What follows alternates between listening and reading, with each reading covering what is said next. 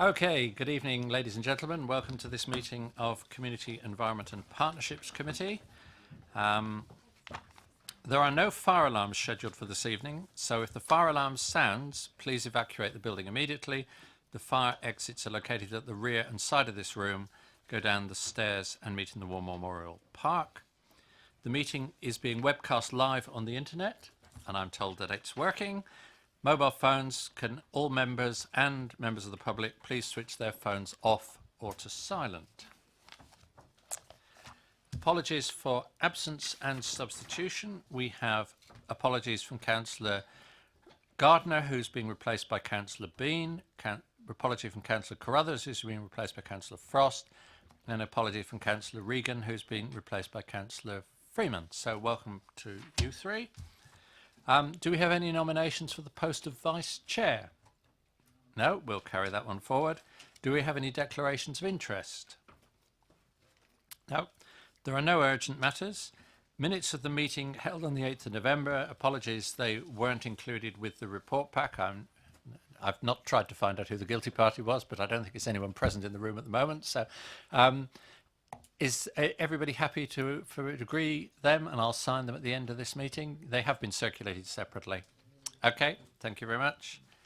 Which brings us to the first substantive item of the meeting, briefing on air quality in the borough, where we've got a report from officers, but a large part of the report is the report from the Basingstoke Transition Network. So we have agreed that the Basingstoke Transition Network should begin by presenting their report to us. So we have two, if you'd like to come forward, two old friends of this committee, Martin Heath and former councillor Martin Bierman. And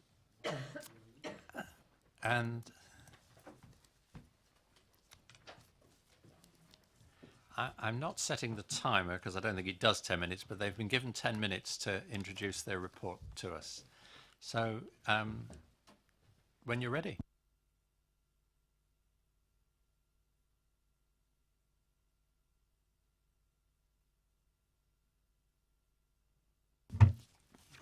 Thanks, Chair, and to the committee for giving us that, more than the normal sort of 2 minutes. We're very grateful for that. And also thanks for the cooperation from both the portfolio holder and the officers in sort of meeting with us and talking to us about the results of our study. So tonight, in 10 minutes, Martin and I will both be speaking. We just want to cover probably two things. Quickly cover our report and what we found, and then also to respond to the officers' report. But more importantly, I think to try and agree, or at least make steps to agree on what action are we going to take to deal with this serious problem we have in Basingstoke of air pollution. So that's what we really wanted to cover. Now, I suppose most of us around this room will be aware that air pollution has been in the news, quite significantly in the news. Indeed, I think even on the radio this morning, there was quite a significant coverage of the issues that we face. Now, it's interesting, in the officer report, they seem to be suggesting that we are causing public concern. And that's something we will push back against quite rigorously, because it's not us causing public concern. Yeah, the 40,000 deaths that are being, premature deaths that are being caused by air pollution, it's not our figure. That's a figure from the Royal College of Physicians and Paediatrics. That's a well-known public figure. The several chairs of the House of Commons select committees had issued a joint statement and said that air pollution in the UK is now a public health emergency. These are the areas of, this is where public concern is coming from, not from our report, but the fact that the public already are aware that air pollution in this country is significant and is now reaching dangerous levels. And of course, I even have a letter from Michael Gove. I think many of you will know who he is, where he actually states in his letter to Maria Miller that Basingstoke Council has a known problem with air pollution, and he's offering grants to the council to actually resolve that issue. So we have Michael Gove saying it's issues. We have the House of Commons Select Committee saying it's an issue. We have the Royal College of Physicians and Paediatrics saying it's an issue. It's not us that are saying it's an issue. So we shall push back quite hard at that particular point in the forward of the officer's report. It's certainly not us causing this public concern. Anyway, it is in the news, and it's in those for all those reasons that we're suggesting. It's already there, and it's already happening. So we decided in Basingstoke transition to say, well, look, there's not much evidence around in Basingstoke about how serious the problem is. So we thought we'd better go and find some evidence. So what we did, and you probably might not be able to see everything here, we put up 14 air quality monitors around the town in various locations. It's in the report where we put them, mainly where is access by the public, and they are very similar to the air monitoring tubes that the council itself uses. Little plastic tubes, you see a picture of one up there.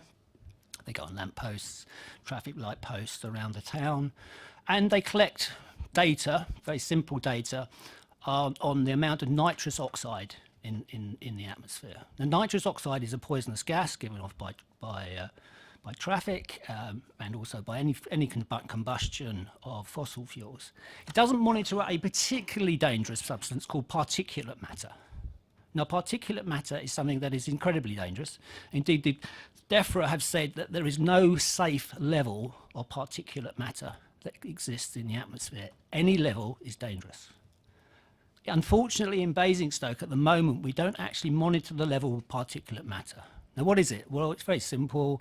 It is the very microscopic items of dust and soot that are created when you burn fossil fuels. They're so tiny in some cases that they can enter into the brain through the bloodstream. That's how small they are. That's how dangerous they are. And I was actually, if you don't mind, just if I could find the document, read a statement from. Oops.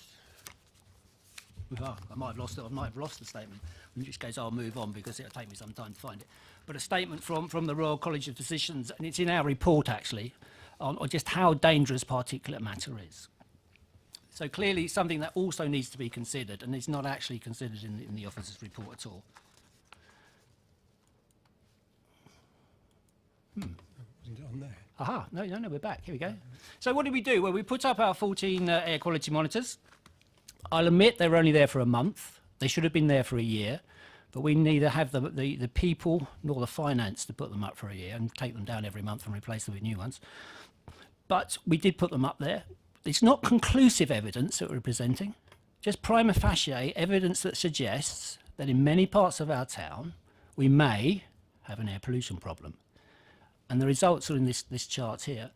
These are the results of us putting up those air monitor tubes, and these are the results fed back to us by one of the world's leading forensic laboratories who analysed the diffusion tubes for us. They made all the necessary adjustments to the raw data to make sure they were accurate as they possibly could be, and indeed, wherever possible, we followed the same procedures as the council itself follows when collecting this data. The results are not particularly good. Of the 14 places that we monitored air pollution, 5 of them were above the legal maximum, and they're in and around town. More importantly, they were areas in the main where the public have access, and that is one of the key tests under the government legislation of where we should be meeting air quality objectives. It is where the public have regular access.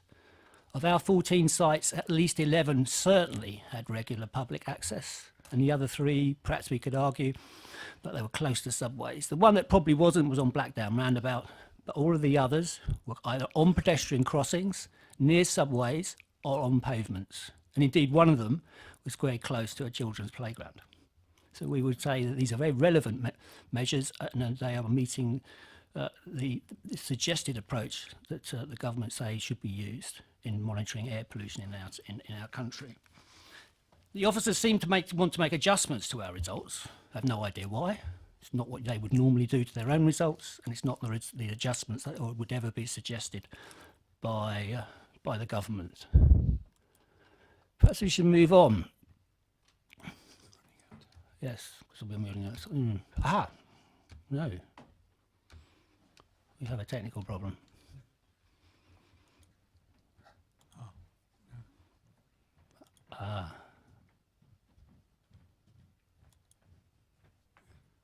We're there for good. No. We should be going on to the next one. Next one. No, that's backwards.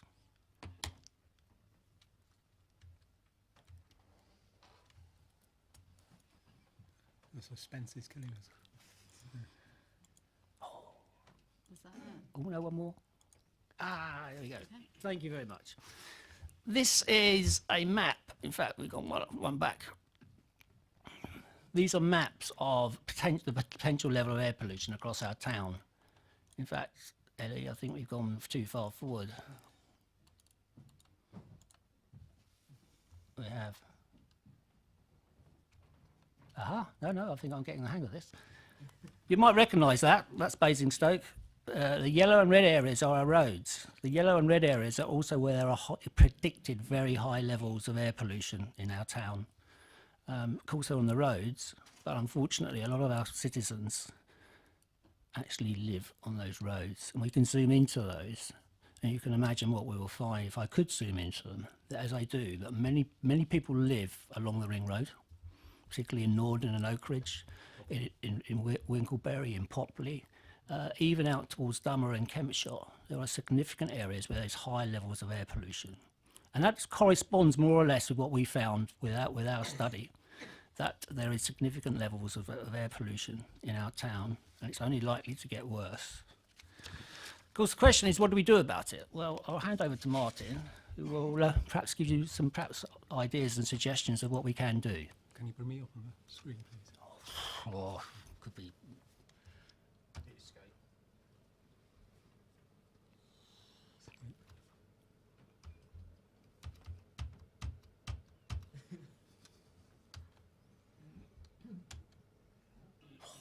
I really have escaped now, haven't I?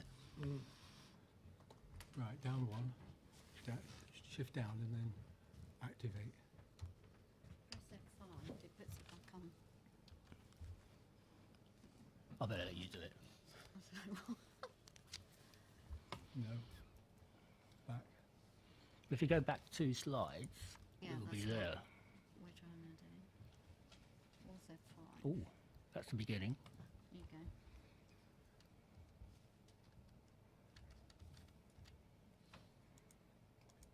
Where do you We should have brought in our projector. Yeah. Keep going. One more. And another one. And another one. And another one. That's And it. another one. No. Go on. And another one. One more. And one more again. That's it. Is it? Then, if we press again, The first picture arrived. Ellie, you've got the magic fingers because I do it, and it's It's the left-hand side, you're pressing right. ah. Cycling is part of the answer, which is where I was going to get to. Cars. Oh yes, it might be helpful, thanks. Obviously, there'll always be a need for cars, and we're moving towards electric vehicles and possibly autonomous vehicles, which will almost certainly be electric. So that's a step in the right direction. We also mustn't forget public transport, which is an essential element of getting around, but of course doesn't always suit people's travel patterns and needs. Most surveys, however, show that when people travel in their car, the passenger rate is either 1 or really big numbers of 2. It rarely is more than that, particularly when it's commuter traffic. And for that reason, I'm going to put forward the importance of cycles.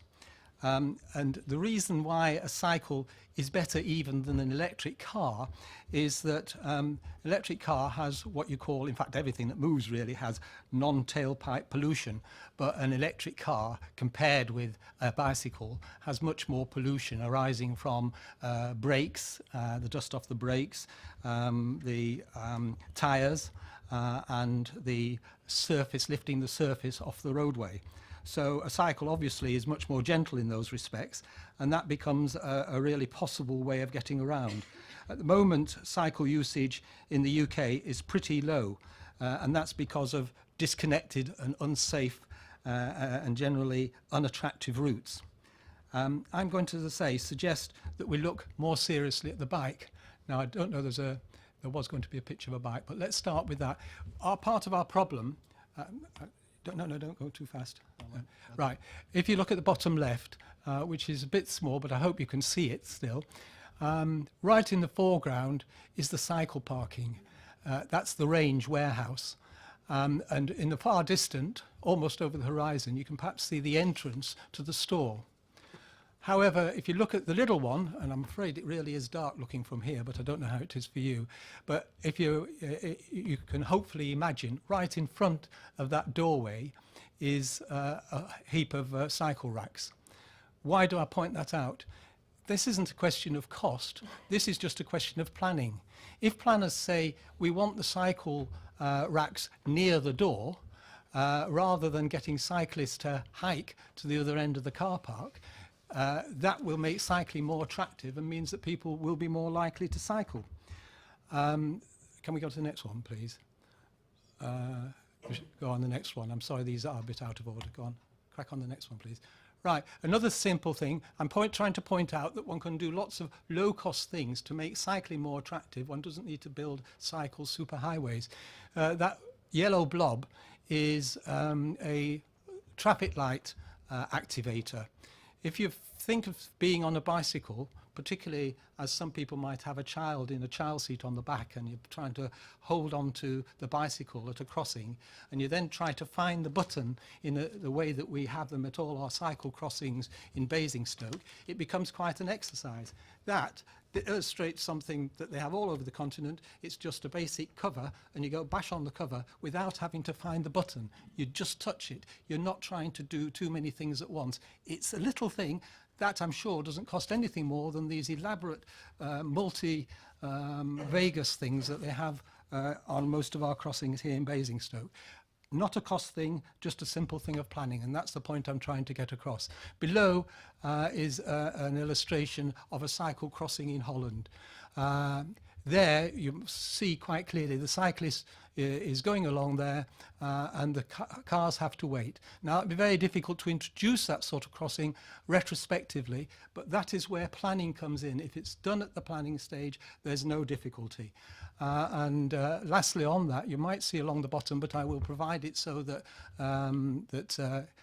members can have a look at it, is a link to a film. It's a 5-minute video of Hooten in Holland that shows the sort of schemes that you can have that make cycle friendly, still friendly to cars, cars can still access, but it makes cycling more attractive than getting in your car for short journeys. Lastly, I'll just point out up top left hand corner is a brief illustration of an electric cycle. I think that's where the future lies. You've had 15 minutes, which even allowing for the technical difficulties is well over 10.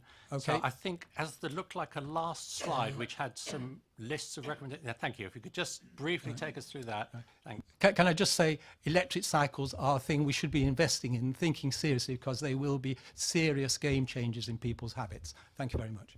Sorry, Chair. We will move very, very rapidly across this list then, because it's great talking about the evidence, but I think the more important thing is what should we do about it. These are the sorts of recommendations we would make, and would welcome the chance to talk to the portfolio holder, the officers, and indeed this committee about how we will start improving air quality in Basingstoke. We all have a common objective. We all want to do that. Increasing the level of monitoring, that's very good, and I can see that's beginning to happen. It needs to be more widespread, and we need to start looking at particulate matter in particular. We need to start building awareness of the issue. And no one wants to pollute the air. If people don't know they're polluting the air, they won't stop polluting the air. We need to encourage fewer journeys, obviously, and Martin's already talked about how we can make the shift to a modal shift away from cars into others. No one here is saying that we should get rid of the cars. We won't, we shouldn't, we can't. It is about a gradual shift over 20, 25, 30 years to make Basingstoke a cleaner and better place. We should be improving, not cutting bus services and public transport. Martin's already talked very eloquently about start the shift to walking and cycling. There's great opportunities there. Encouraging the move to electric vehicles and low carbon transport is brilliant. We have 120,000 cars in the borough of Basingstoke, and it's great that the council has one electric vehicle. But we need to get the other 119,999 away from petrol, away from diesel, into much less polluting fuels, particularly electric. We need to use technology to reduce the huge level of congestion in our town. And of course, the most important thing perhaps, we need to ensure every planning decision is taken in light of the impact on air quality. You know, air quality is a material planning consideration, which many other councils are starting to take into account in all of their planning. And then finally, just the very last thing, a vision for Basingstoke 2050, and I actually heard the leader of the council say this, and I think it's a great vision. In Basingstoke, by 2050, we should be generating all the energy we need and consuming all the waste we produce. And that includes the waste that comes out the back of our motor cars. Thank you very much. Excellent, thank you. If you can return to your seat, if you're happy to leave that slide up, it may be helpful when we come to our discussion. I think that's probably the most useful slide to leave up. We have with us Councillor Aegis, the portfolio holder, and Tom and Sonia, is it, who I've never met, but yes, the officers. So Councillor Aegis will give us a very brief introduction, and then I think Tom's going to say a bit. Thank you, Chair. So yes, thank you to Martin and Martin for introducing the paper, or their paper, which is appended to this report, and then obviously the report that's before the committee tonight sets out the council's approach to monitoring and reporting on air quality in the borough. And I do think it's important that we understand that none of the monitoring carried out by this council, and we do a great deal of it, and we have a great officer team that work really hard in this respect, and none of that monitoring indicates that any of the national standards are not being met. We know there's issues at places like Winton Square, and that's been ongoing, and we do what we can, but mainly that's going to transport, it all goes back to the car. So I accept what Martin's saying about electric cars and things, but that's not just Basingstoke that needs to change that. That's a whole thing nationally across the country, and working with government, etc. I know Martin said in his introduction that he was a little bit surprised that we're saying that BTN is scaremongering. I think we're not denying that national papers say there's 40,000 deaths, etc., that chairs of the House of Commons are saying that there's issues. We're just concentrating on Basingstoke, and what we don't want to do to the residents is scare them into thinking that we've got a serious problem like other areas have. I don't know, like big cities like London, Southampton, Birmingham, etc., that all have much more serious issues than us. And that's why it goes back to the whole thing of bidding for funding. Officers haven't ignored that and have looked at it, and there's a lot more to it. But although Michael Gove has said that in his letter, it's just not as simple, and we would have done that if we could have done, and that we would get the funding. But at this stage, it's something that we probably wouldn't, and there's a lot more detail to that, which officers will probably go into depth in a bit more detail in a little while. So we don't belittle air quality at all, and as the leader has said, as part of his 2050 vision, air quality is all taken into account. Officers take it very seriously. They work with BTN. We've had meetings with them in September following their report, but we've just got to be realistic and look at this in Basingstoke and not try to scaremonger that we have a massive problem like some other authorities do. So if I hand over to Tom, who's going to just go into more of the technical issues in the report, and then probably look at questions and things. Good evening. What I thought I would do is give you a bit of an overview of the council's duties with regard to monitoring air quality and reporting on air quality to DEFRA, and talk through the air quality monitoring that we undertake and how we've responded to the BTN's report. First off, just to give you a bit of background, obviously as a local authority we have a duty to monitor and assess local air quality. There's a statutory framework that we follow, and I've brought copies of the particularly relevant technical guidance that we follow, issued by DEFRA in terms of making those assessments. So there's 7 pollutants that are in the National Air Quality Strategy: benzene, 1,3-butadiene, carbon monoxide, lead, sulfur dioxide, nitrogen dioxide, and particulate matter. And we consider the range of sources of those sorts of pollutants in the borough, and make an evaluation as to whether or not there are any areas in the borough where we might not meet those standards. Nationally, the pollutant of most concern is nitrogen dioxide, so the monitoring we do tends to focus on that one pollutant in the same way that the BTN's already got into in terms of how that is achieved. If we identified areas where air quality standards were not likely to be met, we would then be required to designate what's called an air quality management area, and that would require us to develop an action plan and show exactly what we're going to do to try and achieve those national standards.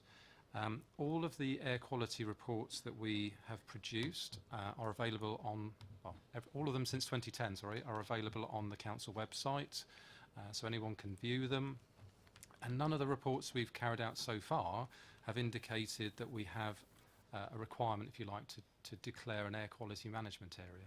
We have not identified areas where we are not meeting the national air quality standards.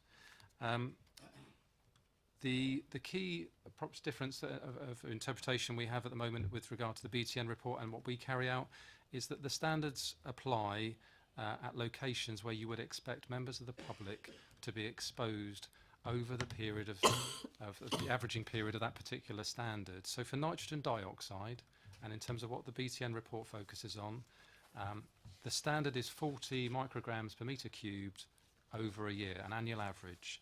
So the locations that you would have regard to when you're trying to determine whether or not you have an issue or not are locations where members of the public are going to spend very significant periods of time, i.e. in their properties, maybe schools and hospitals. There are other locations that you would reasonably say members of the public are going to be exposed for very long periods of time. So all of our monitoring is catered and directed towards locations where A, you have a source of pollution, normally road traffic, and B, you've got receptors, i.e. members of the public, properties close to those sorts of sources of pollution. None of the monitoring that we've carried out, in fact our most recent monitoring, annual report, which we've submitted to DEFRA, again highlights that there are no areas in the borough where our monitoring is indicating that we've got any exceedances of the nitrogen dioxide national air quality standard, which I think is important just to bear in mind. The table at the back of the, the map at the, in appendix 3, is it? 3 of the report, shows the locations where we have monitored and carry out monitoring. We review that every year, so we will look at different areas and look at moving the tube locations from site to site to get more information about different localities. And we have responded positively to the Basingstoke Transition Networks study, and in dialogue with them, we've agreed some new monitoring locations, and we've started monitoring probably two or 3 months ago now at those different locations. So we are responding to the Basingstoke Transition Networks concerns about particular locations, and we are committed to doing more monitoring in those areas.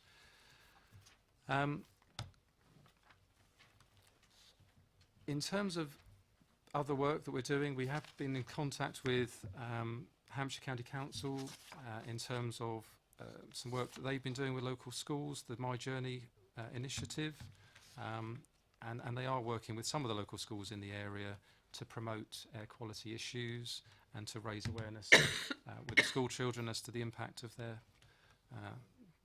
ways of life, and perhaps encourage their parents to switch off their cars while they're waiting to pick them up and such like. There's a number of things that we do positively to take into account air quality. Clearly the local plan sets out with ambitions to ensure that homes and jobs are created near to where people live, and that they've got good links to those places of employment. There's obviously a cycle strategy we mentioned. There is ongoing work with Hampshire County Council to develop a transport strategy for Basingstoke Town, and that a key consideration of that, of course, will be air quality. And we have also recently introduced gone out to consultation with regard to a taxi and private hire policy, which is seeking to introduce an age limit for vehicles. Again, trying to ensure that that fleet is new and that the vehicles on that fleet are meeting the newer, stricter emission limits. We've already touched on the council's pool electric vehicle, and I think it's important to recognise the work that we do routinely with regard to planning. So any development proposal will be reviewed by the environmental health team. We consider air quality associated with any of those development proposals, and if it's a significant development, we will require an air quality impact assessment, which is again reviewed by the officers, and it will consider whether or not there's going to be a significant impact associated with that particular development or not, and whether that mitigation is required, etc. So it's a routine part of the process, of planning process, that we would have regard to air quality matters. I think that was all I was basically going to say in summary, just to give you a bit of an overview of what we do, the monitoring we do, the reporting we do to DEFRA, and some of the proactive work we do to consider air quality as part of routine decisions. Thank you, Tom. Right, members, questions to officers. For convenience, I'll start at this end. Councillor, you all put your hands up pretty much in unison. Councillor Jones. I have a number of questions. If I ask one and then pass the baton, and then Two, and then pass. Oh, that's very kind of you. First of all, you mentioned obviously what we're required to do by DEFRA in terms of measuring our air pollution, reporting back to them, and I've got no doubt about the figures. I mean, it's quite clear there's a different way of collecting figures.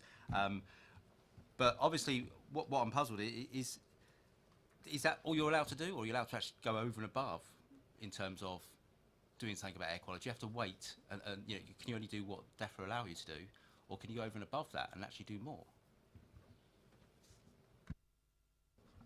Depends what you mean by do more. I mean, clearly we are following a statutory process to review and assess air quality in accordance with the local air quality management regime. So there's a very prescribed process in terms of how we should evaluate local air quality, and how we should consider whether or not we have exceedances, and the action that would follow from that. So potentially declaring an air quality management area, looking at action planning. You know, that's a prescribed process, and it's set out in the legislation, and clearly we would follow that statutory regime. You know, what we're saying is we do other things to try and improve local air quality. So I've talked about the proactive work that Hampshire County Council does with regard to working with schools. You know, the work we do in terms of evaluating planning applications. The Hampshire transport strategy, you know, the work we're doing in terms of trying to inform that process and give consideration to air quality, the taxi policy. You know, there's various things we are doing with regard to try and bring about improvements with local air quality beyond just the statutory framework. So it's not that we're saying there's a statutory framework, everything's fine, let's not do anything. That's clearly not what we're saying. Saying air quality is still an important thing. We're trying to ensure that air quality is as good as it can be in the borough, and here's some positive things that we're trying to do to make sure, or to improve air quality. Thank you. I've seen some of the positive things already. I noticed that Basingstoke and Borough Council have introduced extended free car parking in Eastrop, and Hampshire County Council are getting rid of the only bus in Eastrop. Clearly very sensible thinking, and clearly clean air was top of the agenda as those decisions were made.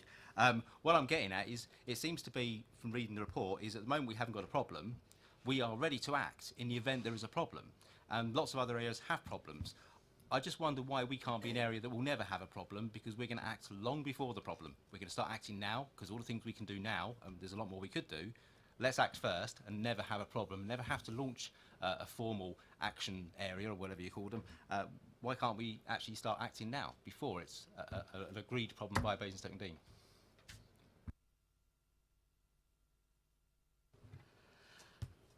I think looking at Winton Square, for example, which is a sort of a local hotspot area which we've known about for a few years, and we're just sort of being below the threshold of some of our assessments. I'm not sort of sitting waiting until we get to the threshold to actually take action. We've been working quite proactively with Hampshire County Council. Every year I keep reminding them that there is a possible problem in that area, or a future problem, to try and get them to keep Winton Square at the forefront of the town centre transport planning, and to come up with strategies so that we can prevent the problem. So we prevent the need of us having to declare an air quality management area, and we can put transport measures, or work with Hampshire County Council, encourage them to put transport measures in place to prevent the declaration of an air quality management area in the first place. And again, I suppose looking at things like the local plan and the transport strategy, it's all about putting measures in there to try and encourage all the forms of green transport and other green measures, sustainability measures, which will have an impact on both climate change and air quality, and try and be proactive, because as like with anything, prevention is always better than cure, and we prevent us getting to that stage where we have to declare an air quality management area in the district. Air quality at the minute is generally very good within the district, and we want to keep that, we want to maintain that. But that doesn't mean because we don't have a problem at the moment, we sit back and do nothing. We still have to work proactively in maintaining the good air quality that we have. Thank you. Councillor McCormick. Thank you, Chair. Section 4.6.3 on page 10. What are the national bias adjustment factors you use to adjust your measurements taken, or any other measurements that may be taken? The nitrogen dioxide tubes have they can either overread or they can underread, and we have to adjust them for any underreading or overreading of the actual air quality, the nitrogen dioxide level. So for each, throughout the UK, there is a number of continuous monitoring stations. And there is what we call a co-location, where each of those monitoring stations, a number of them will have 3 diffusion tubes attached to that continuous monitoring station. They then compare the levels of nitrogen dioxide from the tubes located at that station compared with the reading from the continuous monitor. The continuous monitor will be more accurate, and they then correct it for bias, and there's different tubes provided by different labs, and the lab will have its own correction factor. It's a factor that we obtain nationally from DEFRA. It's a study, the co-location study for diffusion tubes is carried out by DEFRA in conjunction with a number of local authorities that have the continuous monitoring station. So there isn't one factor I can give you. It varies from year to year, it varies from lab to lab, and it's something that's carried out nationally. Okay, some kind of varying fiddle factor, I infer from that. Also, I mean, of concern here, I mean, while we're saying our air quality is generally good, I mean, that might be true certainly in the more rural areas, but if we were to set up monitoring next to the M3 at Hatch Warren or Brighton Hill or Black Dam or Skippett's Lane, we might get very different readings, and the concern I have is that we haven't done that much in the way of measurements. So having looked at the map on page 19, I mean, I noticed that there are a number of current sites. There's one there on the M3, looks like it's Brighton Hill, possibly down by Woods Lane or something like that. You know, have there been any measurements that are just under the national threshold that are cause for concern along the M3 or the ring roads? Because there are quite a few people who live within 100 metres, sometimes within 30 metres of the motorway, and you've got Popley and Oakridge and various other bits of the town that are quite close to the ring road. So I'd like to know if anything's been done by that. I don't see very many measuring points at all near the ring road, for instance. I mean, the thing to bear in mind with nitrogen dioxide is that the concentrations drop off very rapidly from the source of the pollution. So from the curbside, the concentrations drop off very quickly. So in table 1, under section 4.6.4, what we did there was we used the data that the Basingstoke Transition Network found, and we then corrected it for the distance back to the nearest properties. So you can see from that, so you know, their figures, their readings were taken from a roadside location, so within probably 2 or 3 metres of the curb. When you corrected it for the distance, you can see how that level drops off rapidly and becomes way, you know, significantly below the air quality standard. So I think it's important to bear that in mind. If there are particular locations where, you know, you've got concerns about air quality and you think we ought to be looking at those and considering whether we should do that monitoring that, then we're happy to consider those in the future and as we review the sites that we look at. But it's an ongoing thing, as we said before. We will review the sites where we carry out monitoring, and we're happy to listen to concerns that are raised about particular locations and review whether or not we need to monitor in those locations. Thank you. Can you specifically comment on the M3, as that was mentioned? We did have a continuous monitoring station located close to the M3 up at Hatch Warren back in, I believe, 2010, 2011. and levels were well below the national air quality objectives. I think because with the M3, traffic keeps moving. If traffic keeps moving, it's more efficient and there's less emissions. And again, with, as Tom has just said, the residential properties, although there's some relatively close to the M3 up at Hatchmore, and even the levels have reduced quite significantly to below the national air quality objective at those dwellings. And again, we go through a screening and assessment process to identify roads with certain traffic flows, congestions, speed, types of vehicles, to identify possible hotspots. And if those come out of our screening assessments, then we would look to carry out some monitoring at those sites. But because the M3, as I say, like if any road work, we tend to get problems with air quality on the road networks if there's lots of congestion, slow-moving traffic, queuing traffic, relatively close to residential properties, which we haven't found at the M3. Okay, we'll come back if we can. I've got some more this side, but I'll give Councillor Frost a chance. He was the next one I saw. Thank you, Chair. Part of my question, one of the questions has been answered, but I'd just like an answer from somebody in maybe one of the officers or the portfolio holder, because Martin mentioned the fact that you wanted to change the data, but you didn't seem to explain why. That was a specific quote, okay, in the presentation, and I'm just wondering, why that wasn't done. What do you mean when Martin said officers change data and they don't usually look to it? But Tom's just explained that because it was at 2-3 metres from the road. So I don't.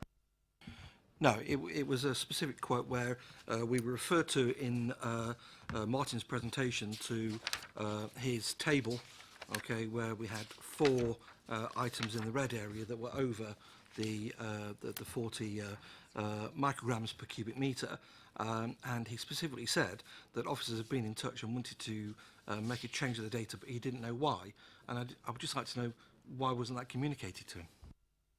Right, yeah, well, it was communicated, so we had those discussions once we'd seen the report. So the earliest, we weren't involved in this work until the report was finished and until the monitoring had been finished by the Basingstoke Transition Network. So unfortunately we weren't able to help them or direct them into guide what they were doing.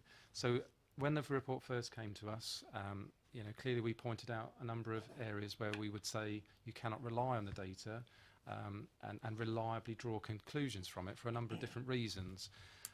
Firstly, you have to carry out monitoring, usually for a year, but for a minimum of 12 months. That has to include, 6 months, sorry. For a minimum of 6 months, that has to include summer months and winter months. We've talked around the issue of, the fact that there's bias adjustments that need to be made. There are quality control and assurance procedures that are set out in the national guidance, which again you'd have to be following. So in terms of when you receive the tubes, they have to be refrigerated. You have to collect them within a certain space of time. You have to send them back, etc., etc. So following all of those procedures, there's again very specific guidance about where those tubes are sited. Although we even know broadly where the tubes were put in place, we don't know for precisely where they were. And again, there's a lot of considerations that you should have when you choose a monitoring location. But fundamentally, it's about where you are judging whether or not you comply with the air quality standards is where there is a relevant receptor. And as we've talked about, that should be at residential properties usually, or Well, sorry, you've had plenty of time, Martin. Someone will doubtless ask you a question anyway. Yeah. So in terms of what we're saying is we will monitor where those standards apply and where the National Air Quality Strategy directs us to consider whether or not those objectives are being met. And so those are the general comments that we'd made to the Basingstoke Transition Network. You couldn't reliably confidently say these are the levels, and therefore there's definitely evidence to show that there's a breach of the national standards. The monitoring should be carried out for longer. It should be at locations where residents are going to be exposed for that long duration of time. We need to take account of bias adjustments in respect to those figures, and so on. So just for those variety of reasons, we were saying, you couldn't rely on those figures. But what we were saying is we are happy to to consider monitoring in those locations where there are concerns being raised. And that's what we've done. So we've responded, we have put out some tubes in those locations. And of course, when we have a reasonable amount of data, we can then come back and show you what our findings are. I just want to make the point that once BTN had done this report, officers and myself were happy to meet with them, and we did. We spent over 2 hours with them in September, and everything Tom has just said, we discussed that with Martin, Sheila Peacock, and Tom and Sonia. So we do work with them, and we're not trying to be difficult here and change figures. We're just trying to be realistic and follow the guidance. I mean, I think we're clear that neither of you accepts the other side's position. So, I mean, that's fine. Councillor Frost, did you have a second question? Yeah, but I will save that to a lot later. Okay, thank you. And we're on Councillor Cousins now then, please. Thank you, Chair. Looking at page 12 and point 3, where it looks at charging points. Now, 8 out of 10 drivers say that the reason they don't buy an electric vehicle is because of the lack of charging points, and I think because we've got 3 in the borough probably indicates as to one reason why Basingstoke Borough residents are perhaps not looking at making that shift from internal combustion engine to electric vehicle. And a fifth of drivers say that if there were more on-street parking, more on-street charging points, then they would even be more receptive to changing to an electric vehicle. But yet we don't have any. Earlier this week, the Roads Minister, Jessie Norman, wrote to councils lamenting the fact that only 5 councils in the country had applied for grant funding for on-street electric vehicle charging points. So my question is, have we looked at that grant? And if so, why do we discount applying for that grant? And if we haven't looked at it, why haven't we looked at it yet? Right, okay. It does dovetail into other areas of work. We are having conversations with Hampshire County Council. Clearly it'll be a Hampshire County Council function. We have had some discussions with officers at Hampshire, and they are looking at whether the new lighting columns can be retrofitted with electric charging type facilities. So it is something that they're considering, but it's all sort of bound up with the wider transport strategy work that they're looking at to see what the likely demands are going to be in the borough, what provision needs to be in place, and what facilities need to be there to support that. So it is an ongoing piece of work. Although we've only referred to the electric charging points in council-owned car parks, there are a number of other electric charging vehicle. Not necessarily, no, but there are others. So there is a wider network, and clearly anyone who's interested in electric vehicles can look at other sites within the district and elsewhere where they'd be able to charge their vehicles. Second question? And then building on that element where it talks about the sole Nissan Leaf as the electric vehicle in the pool, and looking wider, where you mentioned the policy change or the policy consultation for taxis, have we actually looked at our own fleet as a wider perspective in terms of what are we using, and including the buses that are running around our town in that? So are we using mainly Euro 5 vehicles? Are we using mainly Euro 6 vehicles? Are we even earlier in the process, are we using Euro 3, 4 vehicles in our fleet? And if we're in that early stages in terms of Euro 3, 4, 5s, are we looking at converting them to 6s?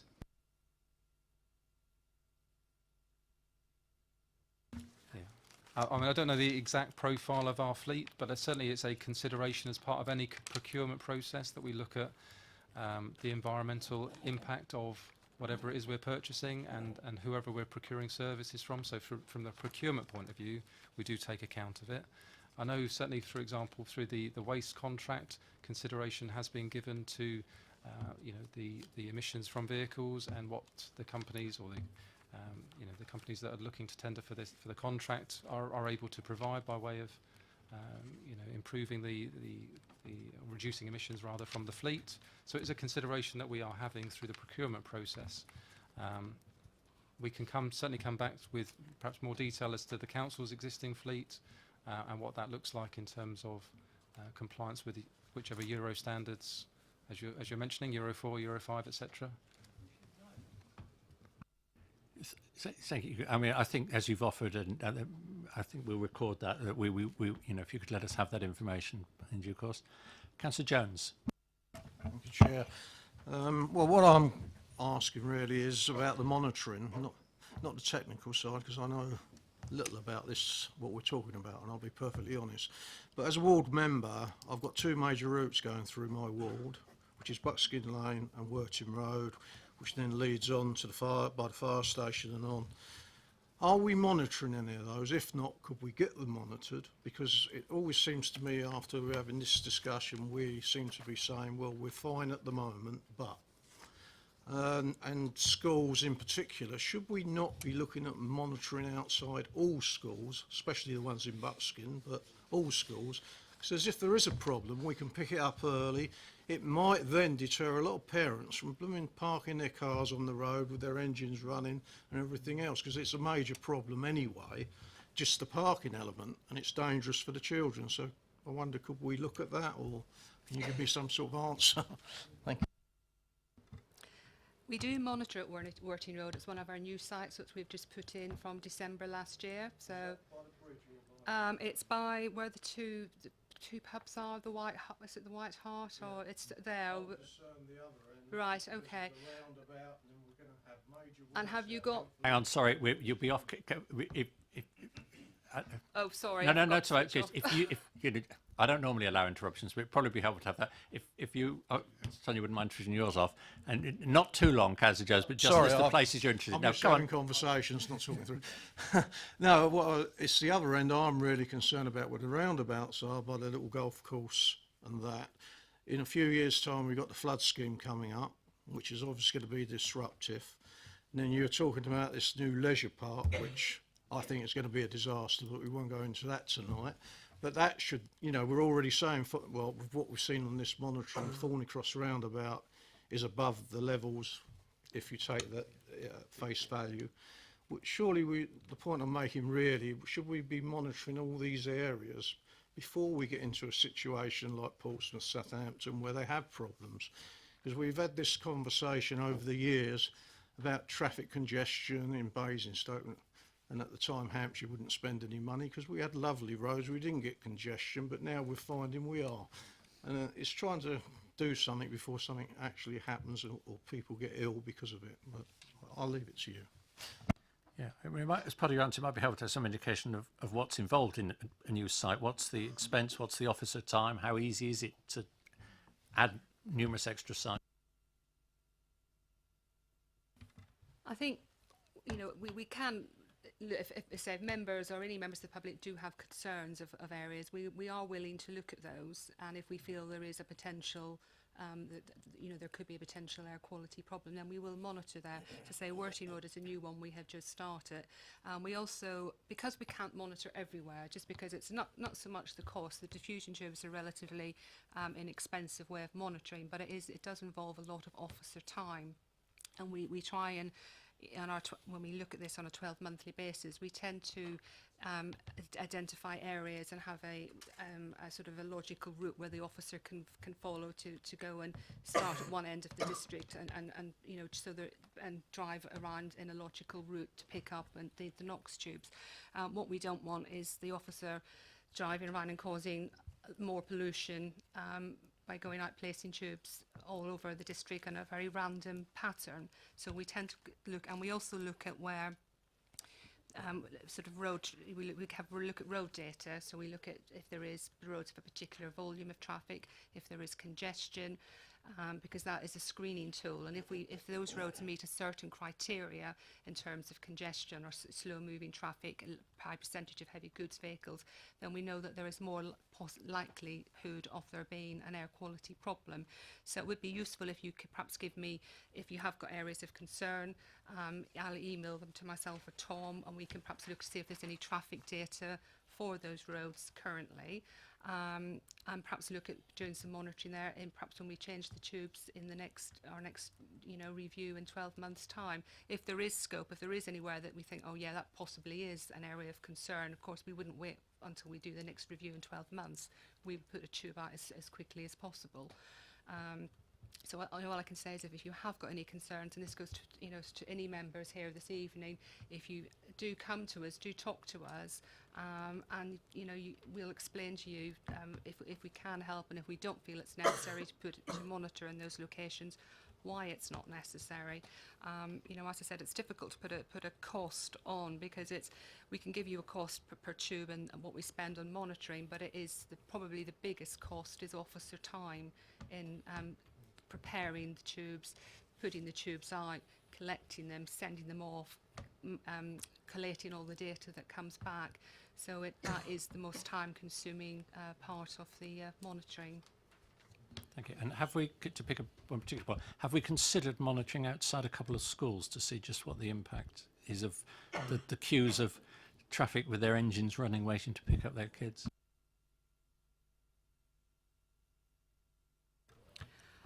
We've been working with the Hampshire Schools project because they do carry out monitoring at schools, and I have contacted them to try and work with them in doing monitoring outside a number of schools in Basingstoke. That would be something that we would look to do as a joint project with them.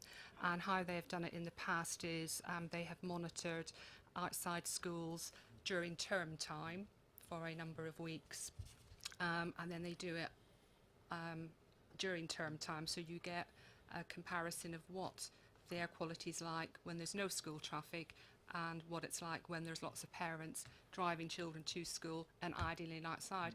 And it's those figures which, you know, because you can say to parents, you know, you're driving to school run causes air pollution, but I think until they actually see the figures and see the difference, it doesn't really doesn't mean anything to them. So having those figures and saying, this is what it's like when there's no school traffic, and this is what it's like when there is school traffic, I think that has a big impact. So that's something I've been in contact with the school transport team just before Christmas, and I've had another email from them in early January. So that is something we will look at, and we will, obviously, if it's a school, we will let the ward member know. If it's a school, you know, the ward member for that area know, and share the results with them as well. Well, I'll come back to you for your second question, but can I just, I was going to say, would people be happy if we capture that we welcome that bit of the initiative? Okay, so we'll make sure we get that in our conclusions, just in case I forget it at the end. I think that's a very helpful initiative. It's just a question of doing the things you can. Councillor Jones. Well, thank you for that. That's the sort of answer I was hoping to get, if I was honest. But the real concern as well is where roads are, where people live in houses. You mentioned it in the reports and that. And in my ward, it's 2 roads in particular, but there must be other wards, and that's what concerns me overall. So when you think about monitoring, we should be thinking about roads and where the junctions are to make sure we're monitoring them, especially if there's houses sitting on the roads. I'm not talking about 100 yards away, I'm talking about on the roads. When you look at Buckskin, it's either side. Worthing Road, it runs all the way down as far up to the leisure centre, so I'll leave that with you. But thanks, sir. Thank you. I'll come back to question, but perhaps we should also capture, because I suspect we'd all agree, that well, we should capture, because there's a public invitation, that if members have sites that they would think would be where monitoring would be highly desirable, they should notify officers. So we'll put that in the minutes as well. Now, some time ago, I think I saw a hand down on this side. Right, Councillor Richards. I couldn't remember who it was. Yeah, thank you, Chairman. Yes, actually, I really wanted to pick up on, I mean, Councillor Jones started the discussion on schools, and I think we've covered that fairly well. I just wanted to make the point that I am particularly disturbed when I see people leaving their engines running outside schools. I think this is absolutely dreadful. I lived many years in Switzerland, and in Basel it was customary, if you're at the traffic lights for more than 15 seconds, you switch your engines off. And that was a public thing. I mean, everyone does it. And if you can have a public campaign, switching your engine off at level crossings, traffic lights, and certainly when you're dropping the children off. Was there a question? No. Actually, I think it's been more or less answered, hasn't it? By Thank you. That's the monitoring that you're going to do at schools and that sort of thing. Actually, I can ask a question. What other?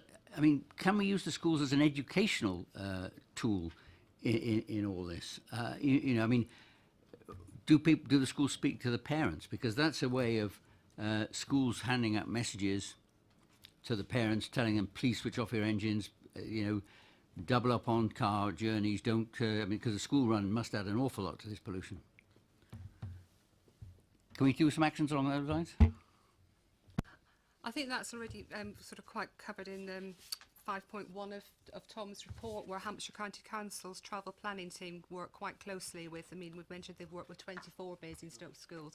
They're also working with a number of schools in areas where they have problems with parents with parking outside and leaving engines idling through the Living Streets project.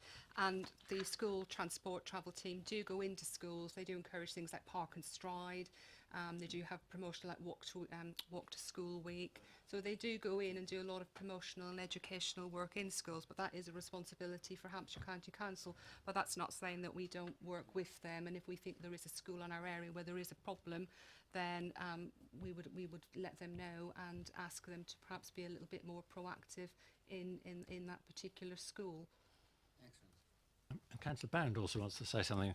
All I wanted to add, if I may, Chair, was having very recent experience of that, witnessing an assembly where the transport team at Hampshire County Council are doing lots of work with the school, and really there's a lot of emphasis with parents, but interestingly, very particularly with children, because I suspect all parents will know, it's quite difficult if you have pester power in the car when your child says turn off the engine, because this is really important as far as clear air outside of our school. And I know the My Journey team at Hampshire County Council are doing lots of work with that as far as schools in our area. Right, committee. We've been going an hour. We've got 3 more items tonight. I will very briefly give people who've already asked a question a chance to ask one more if they really have to, but we ought to allow some time for discussion, and we do have to move on before a lot longer. So if you absolutely have to ask another question, please wave your hand now. Councillor Cousin. It's just really quickly, I just want to confirm that you're saying that we have no roads above the legal limit. I just want to clarify that, please.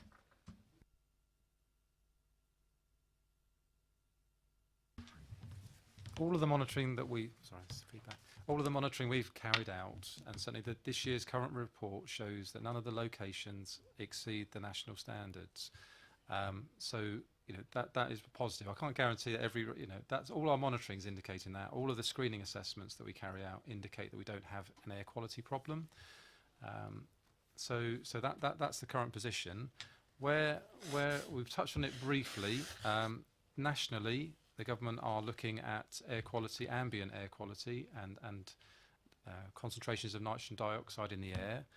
And nationally, they have suggested that there is one area in the borough that they have concerns about. It's an area that we have carried out monitoring along, which is the A339. All of our monitoring has shown that we are below the standard, below the limit. So it's a conversation with national government at the moment to understand a bit more about what modelling work they've carried out, and to feed into that some of the monitoring we've done to ensure that they take that into account. So there's a bit of a discussion at the moment with national government about the A339 particularly. But as I say, we've done the monitoring down there very recently for a number of years, and all of the levels are way below or significantly below the air quality standard. Right. Before we started the discussion, I was hoping to get back up the list of recommendations. We're working on that. But Councillor Gavin James, if you wanted to say something that doesn't depend on having the list of recommendations up, please have. No, I don't think it does. As I say, I put my hand up to ask more questions, but I can turn into sort of statements. One of the questions was, how many publicly accessible secure parking areas have we built, cycle parking areas have we built in the town centre in the last 12 months? And how much have we increased our budget for residential parking and resources for the residential parking scheme that we have in order to make sure we've got the bays and spaces ready for the electric car? Because obviously casual parking all over the place we see in some areas is not going to work. That can be turned into sort of a statement, really, because I think what we need to do is revisit this next year. It's fine to say, yes, we're looking at this, we've got planning policies that support it. I'd like to see actual actions where we can actually point and say, yes, look what we did in this place with this, and that's all part of what we're doing to tackle this issue. If we're not going to have a clean air strategy as such, and we're just going to say, no, it's a strand in every other strategy we have, which may be acceptable, I'd like to be able to sit down as a committee and review this time next year, what are the positives? So, yes, we've put 50 cycle lockers in the town centre to enable more people to cycle to that place and leave their bike safely, because leaving your bike somewhere safe is a big issue. I'd like to think that, yes, we've doubled the amount of money and doubled the officer time on residential parking schemes, bearing in mind that at some point we'll need to retrofit some kind of electric charging points, because people who haven't got parking can't have electric cars unless you've got a very long extension lead. And those kind of things, I'd like to see us actually have steps. At the moment, I'm thinking we're talking about we're monitoring, and monitoring's great, except no one's suggesting that 41 micrograms is really dangerous and 39 is 1 of your 5 a day. You know, it doesn't make a huge amount of difference to anybody. I think it's more important that we have positive steps and positive actions we've taken to make sure we never get into that dangerous place.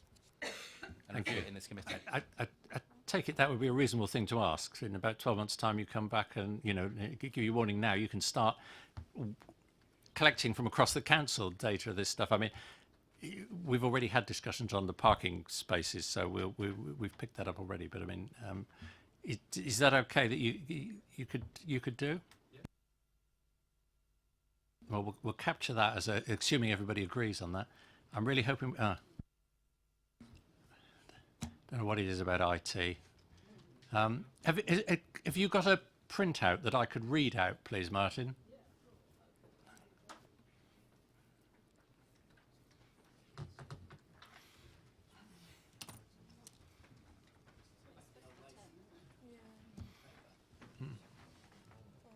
Oh, here we go. Can I keep a copy? Yeah, okay, fine. Right. Thank you. Right. Now, what I was going to suggest, because time is short, and this I thought was a very helpful summary of the practical thing. I think, I mean, we can debate if you want to the disagreement over the figures, but we, members of the committee, don't have the technical expertise to resolve it. I think we just have to note that Transition Network think that the statutory limits are being exceeded, and officers consider that you need to make adjustments to the raw figures. That means they aren't, and I don't think we're going to reach a conclusion as to who is right, but this is practical stuff, what we should do about it.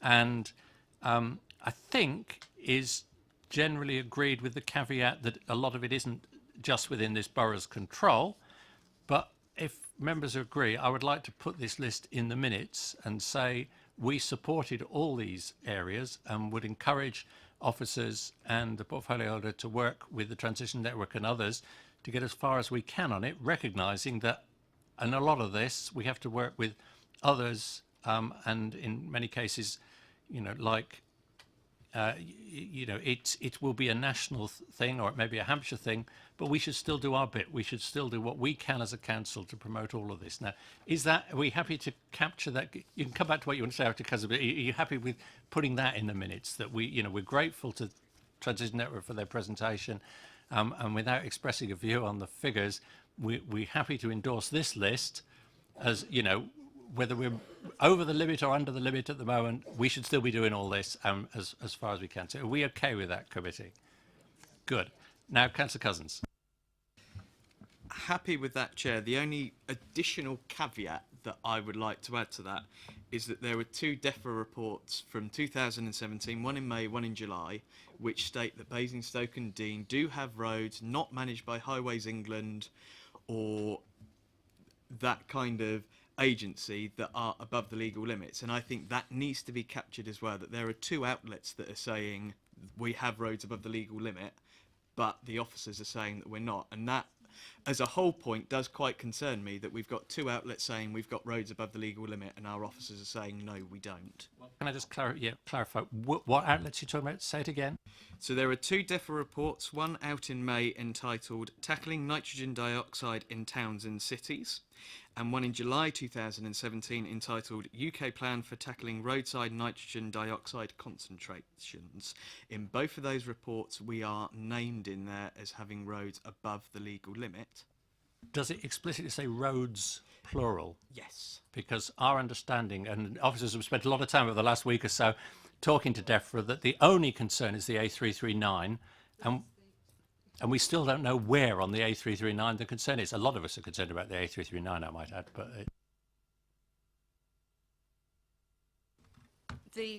this is the up-to-date guide, and it says 1 or more roads, and we've contacted DEFRA, and it's been they've clarified that it's the A339, and what that is but we don't know exactly where on the A339, and what that exceedance relates to. It relates, I think, as Tom has already mentioned, it relates to a predicted exceedance of the EU limit, which is an ambient air quality limit for NO2 set under the European Directive for Ambient Air Quality and Cleaner Air for Europe. The responsibility for complying with the EU limit rests with national government. It's not the responsibility of the local government to. Of course, there is some local authorities who have been recently mandated by DEFRA to carry out further local assessment plans where they have been deemed to be having exceedances beyond 2020 of the NO2. So I think there is some confusion, because for NO2 and for many pollutants there is objectives, air quality objectives, which are set under the local air quality management regime, which is what we, local government, are responsible for, and there is limits set under the European Directive for Ambient Air Quality, which central government are responsible for achieving. And that's why there's been a lot of in the news recently, I'm not sure if you've heard of Client Earth or taking the national government to court, and I believe that the case is going to court next week, the 25th of January, for their failure to meet the EU limit. So that is the difference between the two, and it is the A339. It is just one road, and I've been trying to get some further clarification as to where exactly on the A339 it is, because it is a very long stretch of road. But our monitoring has shown, when we have monitored at the A339, that we're not exceeding, at roadside sites, we're not exceeding the 40. And I have, offered DEFRA, they can have our monitoring data, even though they already have access to it anyway. And I spoke to DEFRA this morning, and I was hoping that they would send me a map through by today with the detailing the actual location on the A339, but that hasn't come through yet. And central government are obliged under the European Directive to report annually to the European Commission on air quality in all of the zones in the UK, of which there are 43 zones. And we, it's nitrogen dioxide, which is the only pollutant in the majority of zones are not complying with. So I hope that helps. I think it would be worth recording in the minutes that we note that DEFRA have expressed concern about the A339, and we are grateful that officers are trying to find out exactly what the concern is. We support that, and that's what I'm saying. We're grateful that you have been trying, and we expect you to take suitable action when you find out what the what the concern is. I think that's it. Now. Are we okay with that for this item, folks? Because we did it. You can if you're very quick. Here's a ward councillor yet again. But if when you monitor wherever and it comes up over and above, can you make sure that ward councillors are aware, and we haven't got to sift through websites and God knows what else to find it? Can we make sure that we're informed as ward councillors? Yeah, okay. So we'll put something about that. Ward councillors will be told about issues in their wards. Thank you. Okay, we need to move on. Thank you very much, Transition Network. So we're now on item 7. We will endeavour to cover this fairly rapidly and recover, get back on track time-wise. Thank you. Okay, right. Thank you, officers, Tom and Sonia, and right. Okay, so unusually this is billed as a report by me, because it's been very much a work of this committee since we were first started to do this work on neighbourhood management. I think the working group, which was probably called a scoping group when it started, was set up in 2014. The current members are myself, Councillor Jones, who's here, and 3 former members of this committee, Councillor Mike Bound, Councillor Paul Miller, and Councillor Mike Westbrook.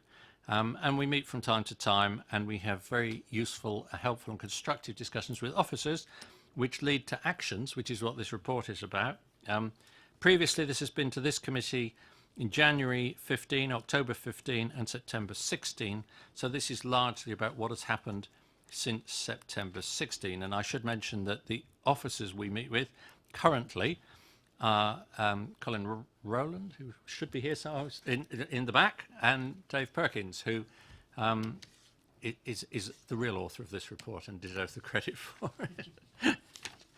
Right, so just highlight a few things very briefly.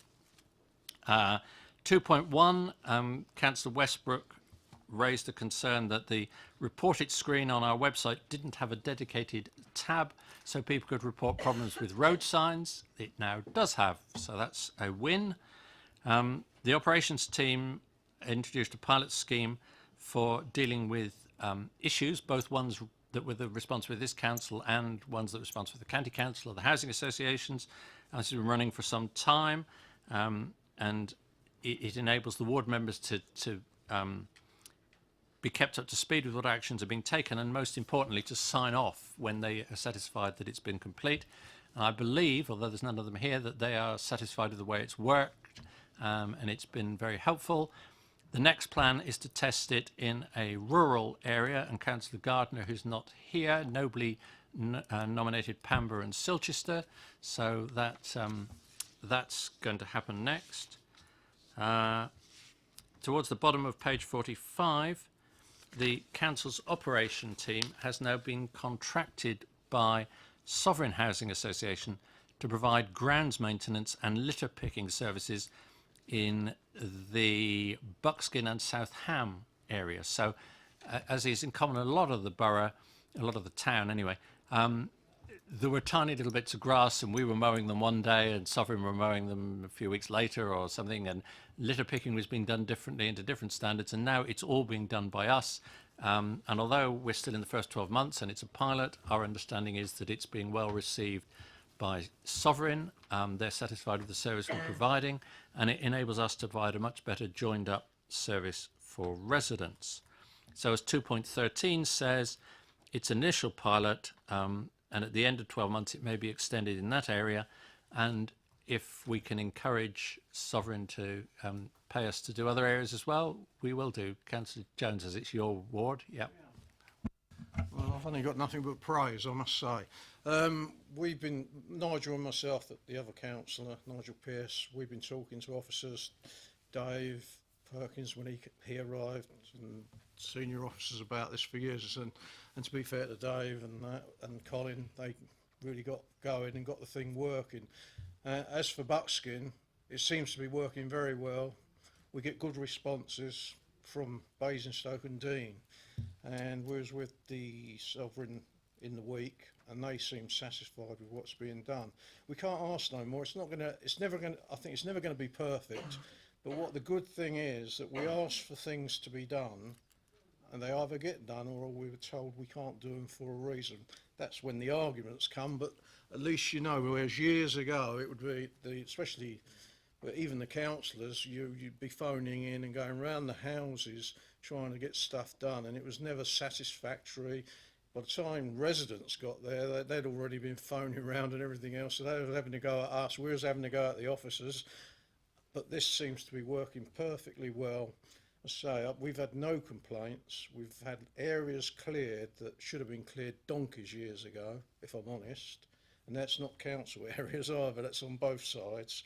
And in the future, I can see where we've got these silly pieces of land and that, which costs us a lot of money and Sovereign.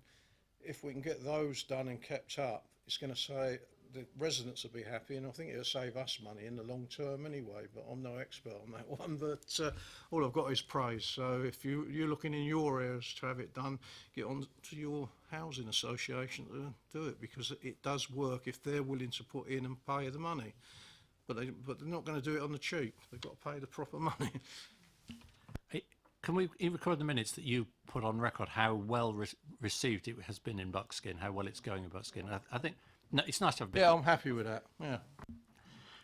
Moving on, because I do want to get through this fairly quickly. Basingview 2.14 reports that the council's operation team have secured the grounds maintenance and litter picking service, which will deliver savings for the council and provide an improved and joined up service.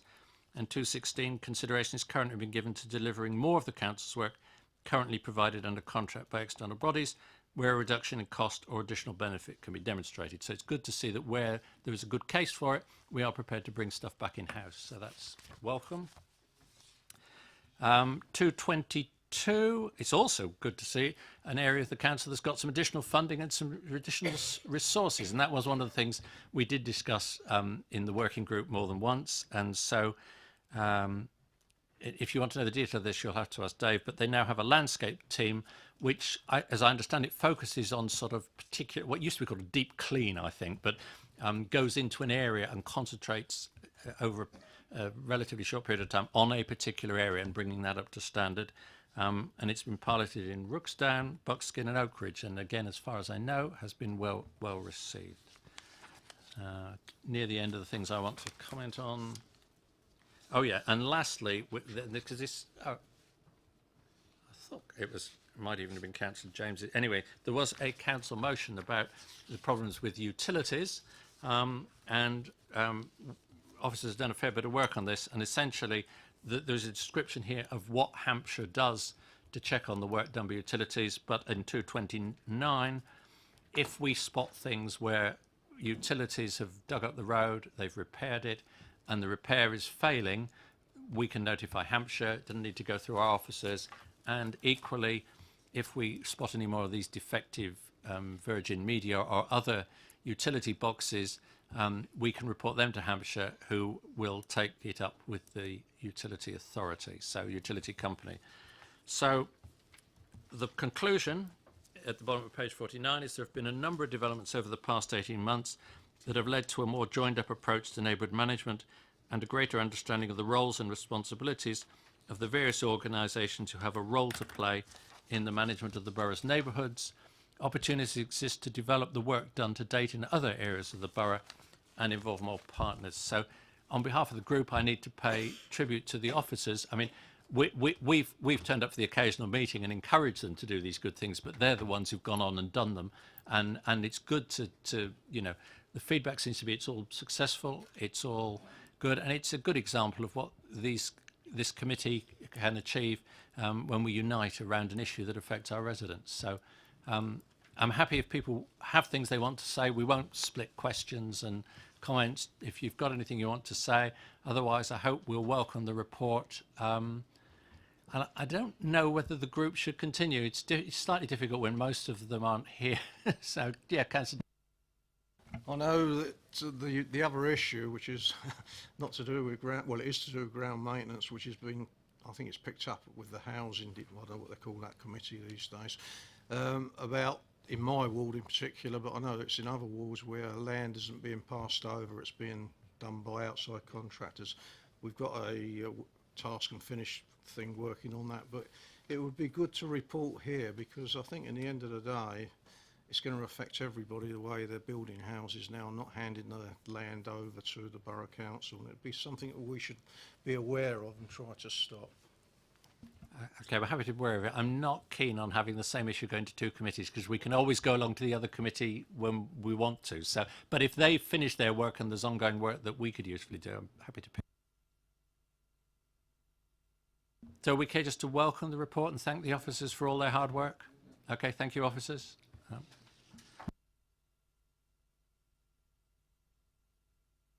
Brings us to an item which I suspect some of the people who've been patiently waiting so far are here for, which is item 8.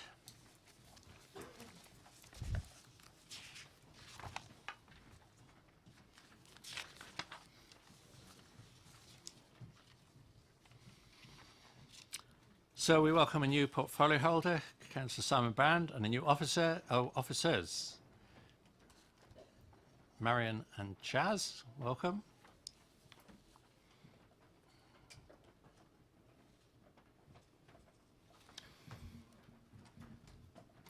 And I'll leave you to introduce this. Thank you, Chair. Very brief introduction. Really, this report is really a follow-up from the discussions around the feasibility of a new community facility at the top of town that we discussed in 2016. This committee asked us to come back and share how we were going to approach spending this money to improve the 3 facilities that are discussed in the report. I very much welcome your comments. I don't intend to do a very big introduction, just suffice to say that some very useful conversations have happened since 2016, both with officers and I know after talking to Councillor James with the ward councillors regarding expectations as far as the trustees of these facilities, as far as what's expected for, as far as those committees, as far as provisions that they should be making for general maintenance, the funding that we've got in front of us and what that can achieve, but also if they have other aspirations, and there's been quite a lot of that dialogue between ourselves and these trustee committees regarding what we could be achieved and perhaps with those objectives where other funding sources could be found.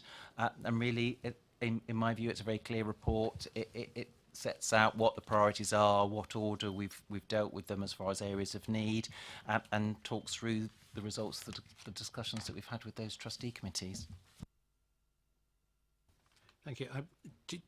Sorry, I didn't warn you about this before, but looking at page 58 on the recommendation, there's the sort of straightforward bit, which is what's proposed to do in the short term, and then there's the following scenarios where you're asking us to comment. Do you want to say anything about those 4 scenarios, or do any of the officers want to say anything about the 4 scenarios? Sorry, I should have raised it in advance. Okay, well, we'll see how it comes out in comment. Do feel free to, chip in when we get to talking about it. Okay, we'll keep questions and debates separately. Any questions? Councillor Jones. So I was looking through the Appendix 1 and some of this what comes under general maintenance. The reason I'm querying it is it seems to me that some of it, I assume, should have been done by the council beforehand, as you know, when roofing and things like that. And things outside the building which doesn't normally come under the tenant, the people who's running the community centres or whatever. It just seems to me why they haven't been done, why it's built in here. It should be out of capital costs somewhere, because that's part of the building, is it not? Rather than general maintenance. Brickwork repair, repointing, that to me is part of a building, and that surely comes under the Basingstoke and Dean, not the people who are running it, and it should come under capital costs somewhere. Yeah, please. Perhaps that's why it's in green. Thank you. For clarification, it does come under the council's liabilities.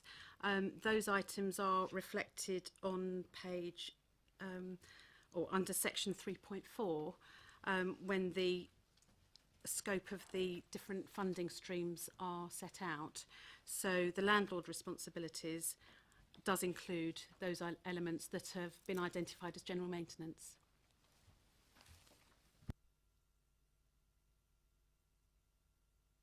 Just to be clear, because I mean, again, I could have changed. In the appendix, the things that are marked in green in here, they're the things that are the landlord responsibilities that we're going to deal with. And the other things are things that we don't think are landlord responsibilities. Thank you. Right. Okay. Any more questions? Yeah, well, that's easy. Right. Debate. Let's take the straightforward bit first. Are we content with the proposals for the spending of the Section 106 money and the use of the existing funds for the landlord responsibilities and the proposal to put in a future bid for capital funding to deal with the rest of the ones that are ours? Is anyone? Councillor James. I should speak. Obviously, all 3 venues are in my ward, and therefore I think I should say something. First of all, I welcome the report. I think it's really good that we've finally reached a decision on what we're doing with these community centres, and we're now going to invest in them appropriately. And I agree, priority 1 and 2 should be done as a matter of urgency. The only question mark, and I know Simon's aware, is the effectiveness of CCTV and whether it really delivers any value for money. I think, as I said to Simon the other day, if you're in Festival Place and you've got 3 people watching the screens all day in well-lit areas, it's very effective because you can talk to the officers on the ground. Often, and I think Simon's fully aware of this experience in his own ward, if you've got CCTV guarding the property at night, all you know is a dark, shadowy character with a hoodie may have thrown a brick at your window. You don't get anywhere with it. You're never going to find out who it is because there's lots of people in hoodies. So I just want to make sure that we before we spend the money on CCTV, we really understand and get some evidence to say, yes, it does help prevent criminal behaviour, criminal activity, and does protect the asset. I think that's a really important part to have. Other than that, I welcome it. Clearly, there are lots of things the centres would like that we can't afford at this moment in time. There is still lift money. Eastrop's lift money struggles a bit because obviously we've recently had Basingstoke Sports Centre ask for money because it's in Eastrop, so it has to ask us. And obviously Eastrop's lift money can only go so far, and so we're always trying to tap into the sort of central fund for things like that that serve a wider area than just Eastrop. And without prejudice, these organisations can still bid for lift money. But it's important when they do that we go through that process, because one of the things we want to do is make sure these three centres complement each other. They all have their unique aspects, but what we don't want to do is spend a lot of money providing three identical facilities. We want to make sure they complement rather than compete with each other, because that obviously delivers best value and best outcomes to residents. So I think it's a positive report. CCTV needs to be looked at, but I think we need to crack on with this work and get it done as soon as possible, so at least the organisations have an idea when they get round to the next round of lift bidding, what they're going to have outstanding that they want to do, so those bids can be considered. Excellent, thank you. I think perhaps worth capturing the CCTV point, which will be taken forward in discussion with the trustees of the various organisations. Yeah, and I think it's fair to say, Chair, that absolutely we identify a question mark over the value of CCTV, and there's an ongoing conversation with the trustees to turn around and say, is this the best way to spend the money? I have some empathy with Councillor James's thoughts about lift money as far as Eastrop Ward, and it's certainly something that I've had as far as dealing with conversations with perhaps some facilities that are in his ward, that is it all about location, or can some people identify where their users live and perhaps go for lift money in those wards? Okay, does anyone else want to say anything about the sort of bits with the numbers on? In that case, can we just, as we've been invited to, look at page 58, and do we want to say anything about those scenarios, which all seem pretty sensible to me, but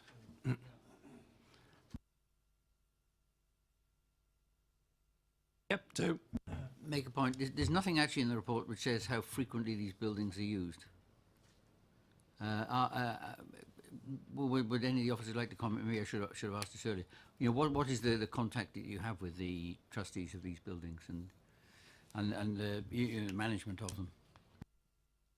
I think it's probably worth just saying that the team of officers that we have are all allocated to deal with different sets of trustees, and there are always ongoing conversations to support trustees. Obviously, trustee committees require a different level of support depending on their strength and their capabilities, and there is always ongoing work to help committees to understand how they look after their buildings, for their best interest and ours as far as our assets are concerned, but also how they look at managing their reserves. So if there are pieces of work that come under their responsibility, that they have the funds ready for them, whether that's to completely fund it or to do some match funding if they do need to put a funding application in. So there is quite a lot of work, and also we do ask community facilities to update us on the number of activities that are run, the footfall, etc., and I have to say that does vary greatly on the different facilities, and I think that's one of the things that's been very helpful about this piece of work, because it's allowed some of those conversations to be had that say you are about to get quite a lot of money, and do you have that level of activity that you should have when you are a community facility looking after certainly the local community, but because of their location, potentially a wider base as well? Just to find, and you are happy that the level of footfall and the level of activity is sufficient to honor? To be completely honest with you, I think Carnival Hall is one of the busiest and most well-used community centres in the borough. It's run very effectively by the Hindu Society. They do fantastic work there, and I think it's up to 75% usage. So it's massively busy. It's very rarely empty and closed, apart from at night. Shoot House as well puts on a lot of lessons, a variety of lessons, and introduces lots of new cultures to the town. Very, very busy centre. Obviously, it's sort of horseshoed into a building that wasn't designed for that purpose, but they make very good use of the space.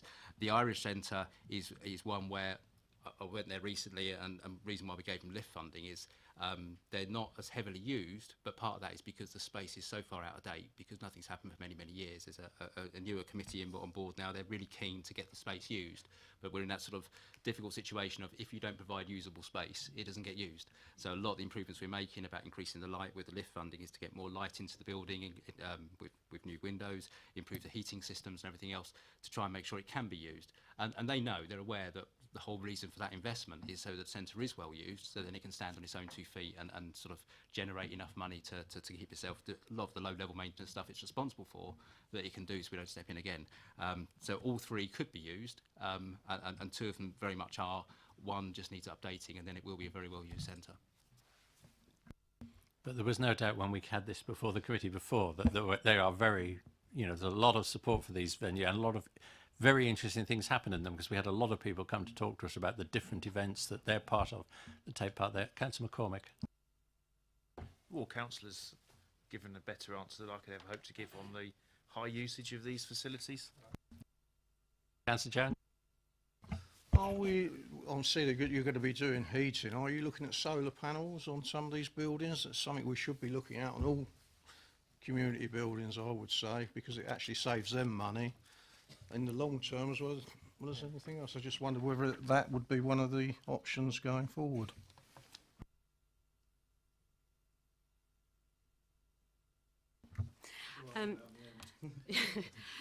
Certainly solar panels is an aspiration and a priority that we would look to fund at Carnival Hall. There is a lot of research that needs to be done in terms of feasibility, in terms of the suitability of roof spaces, but as part of this work that will be done. We've certainly got a priority under our climate change strategy to look at solar panels on community buildings. So it is something that we would be very much in favour of if the building is suitable. Obviously the Irish Centre, where we've given the lift funding for, particularly to look at that sort of energy situation, because it's proving very expensive to run the centre.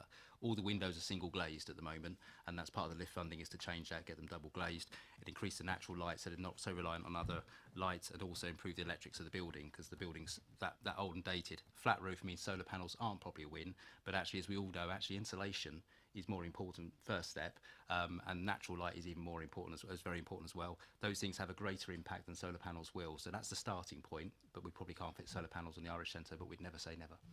Excellent. Thank you. So is that it? Whatever people want to say on that item? Okay, thank you very much, Portfolio Holder. I'm going to suggest now we have a 5-minute break, get ourselves ready for the last major item on the agenda. So I make it about 8:05. We'll resume about 8:10, please. Thank you.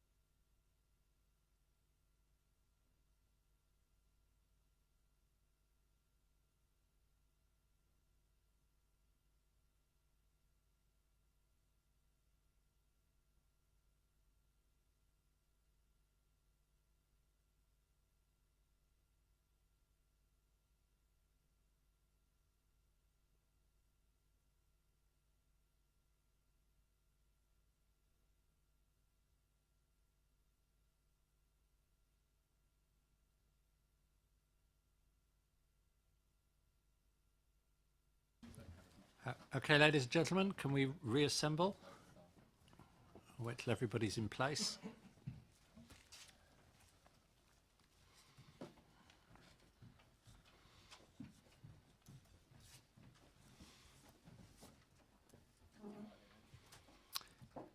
Right, so we've got a new portfolio holder, Councillor Reid, and Ross has joined us in the offices, and Chaz is still here. And we have a member of the public who wants to talk to us. You're Mr. Revell, right. Shall we start? Let's start with you as you've come forward. That's probably straightforward.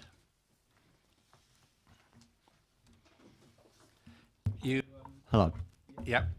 I'll switch mine off and then you'll be able to talk, but I'm also going to start my timer and you get 2 minutes, but if you're slightly over, we'll be all right.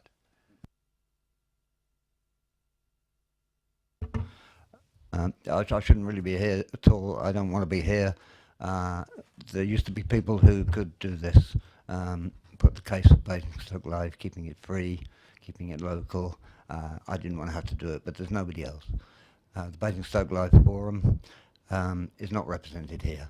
There's nobody from the Basingstoke Live Forum. They're completely shattered. I want to say that when I exercised my right to email about this matter, I sent an email to Terry Reid, and Terry responded to me. And the 3 pieces of writing that I've seen by Terry have given me the very clear idea that she supports the proposals that Ross has made in his document. I found this to be rather odd, that the proposer of the changes to Basingstoke Live should be submitting a document which is effectively going to be rubber stamped. That was certainly, as a member of the public, or of the Basingstoke Live Forum, whichever you prefer, I found that to be a little bit odd. I want to, the other thing I want to use my other minute to say is about I have all the programmes from Basingstoke Live from 2007 to 2017, and I went through them this afternoon, and I made this following observation, that every single programme, all 11 of them, contains an introduction written by a prominent member of the council. The first 3 were written by Councillor Keith Chapman. Cathy Osterton wrote 5 of the other 6. All 11 of these programmes contain one of these, and every single introduction in all 11 books contain the words free and the word local. Every single one of the 11. 2016 was a particularly interesting one. I see I run out of time, but You can keep going a little long. Thank you very much. I just wanted to draw your attention to this particular one. This was from 2016, and it says, "This year's event is no different and promises to showcase an exciting mix of music, art and dance, including over 100 different acts across 5 stages, all for free." 2016, and if you play a little parlour game, you can guess who said that. Okay, thank you. I'll just say, can you switch that one light off as that one? Yeah. Thank you very much. The relationship between in the decision making process between Councillor Reid and Ross is entirely standard, but I will leave Councillor Reid to respond to that as part of her introduction. So, Councillor Reid. Thank you, Chair. Good evening, members. I was going to thank Raz, but I think Raz is leaving now. So, but anyway, thank him for his contribution. So I'll keep it relatively brief because there's quite a lot of information in the paper, and I'm sure that members have lots of questions. And Ross is very happy to answer all sorts of technical questions, whatever you may have. So, so just to run through very quickly from my point of view. Let's just start by being very clear that we do absolutely value Basingstoke Live, and we want to keep it, which is one of the reasons why we brought forward these proposals. And we also want to keep it local, and there's no suggestion at any point that it won't be a local event. But that doesn't mean that it can't change and improve. There's always a way of making something better. So this evening is about asking ourselves, what do we want Basingstoke Live to be? We have to remember it's a substantial investment for the council. It's a substantial investment of officer time and resources, and of course council taxpayer money. So it's important that we make sure we get the absolute best out of that.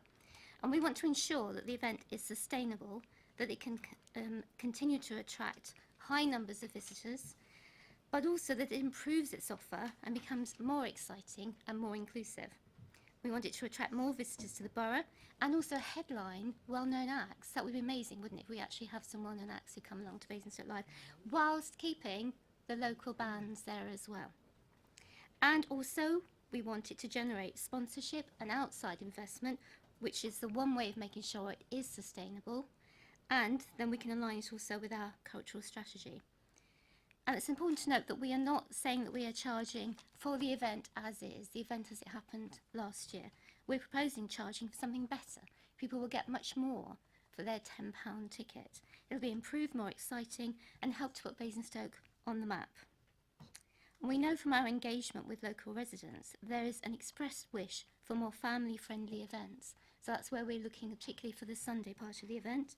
And we want to also improve the artistic content and make sure there's even more free activity over the weekend. And it's worth noting some of the comments on social media around the proposed charge. Of course, there is concern, and we know that particularly from regulars at the event. We understand and we're listening to what they're saying. It's a much-loved event and people are worried. But it's also worth noting some of the positive comments that it's generated as well. And I'll just read through a few of them. Paid entry should make the event even better. A £10 contribution doesn't sound bad to me. I don't know what the problem is. Most events now charge entry. It's still a local event for local people. How is this bad? I support this move in its entirety. Thank you for thinking about the future of the event. The last couple of years, Basingstoke Live has lost its appeal to me. I'm more excited about gaining a more exciting and still incredibly reasonable weekend of entertainment. I think it's a great idea. The fee may deter troublemakers and will help the event to grow. And that's what we want to do. We want the event to grow, to be better, to be even more well-loved and sustained within Basingstoke.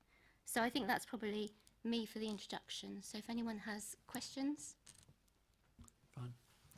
So we're not having an officer introduction as well. The officer's here just to answer questions. Or did we just go straight to questions? Right. We'll let Councillor Freeman as the visitor go first. If you do a couple of, we can come back a couple of questions, and then when others have asked their questions, you will get a chance to make a speech later. But just okay, well, I'll leave for the moment because I have got something that I want okay, prepared to say. that's fine. We'll do questions first then. That's okay, Councillor James. You can do a question, yeah, but. Okay. You said two things. You said you want to make it more inclusive. How are you making it more inclusive by excluding low-income families and residents? And secondly, you say you want to make it more family-friendly. And how you do that when you're proposing to remove the creative stage, which was the main family focus, was mainly the family focus of the event?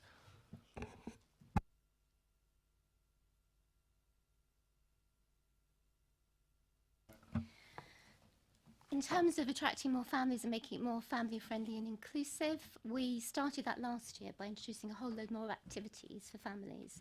There was much more for them to... There's always lots of stuff for families. I've been every year.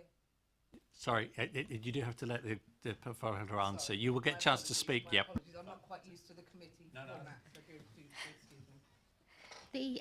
The family content improved a great deal last year. There was far more for people to do, and the whole point of it is free. So people will pay £10 to come in, and then there will be a whole range of additional free activities for them. From my point of view, that makes it more inclusive. There's more for them to do. There's more for them to enjoy. It will attract more families to come in and give them a whole day's entertainment for £10, which is practically nothing.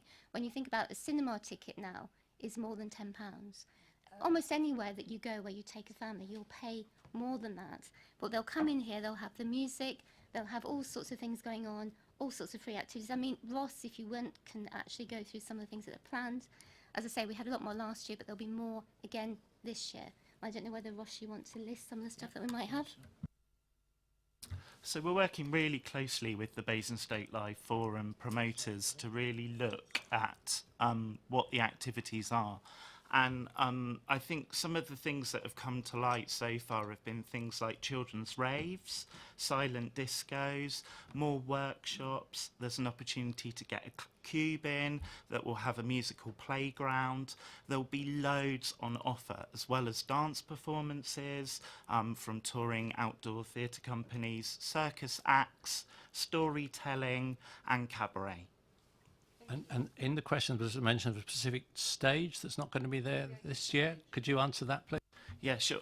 We're still working out what's going on with the creative stage at the moment. There will be something in its place. That was in the middle of the site, and we're predicting larger numbers this year. So we will move that slightly, and we think that will be a cube format this year. But all the workshops that happen in the creative stage will still take place at the event.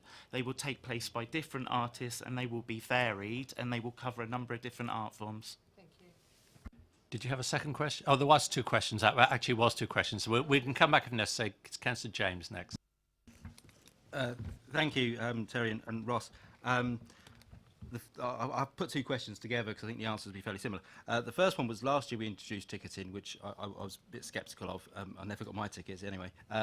But that obviously gave us a database of people who currently go.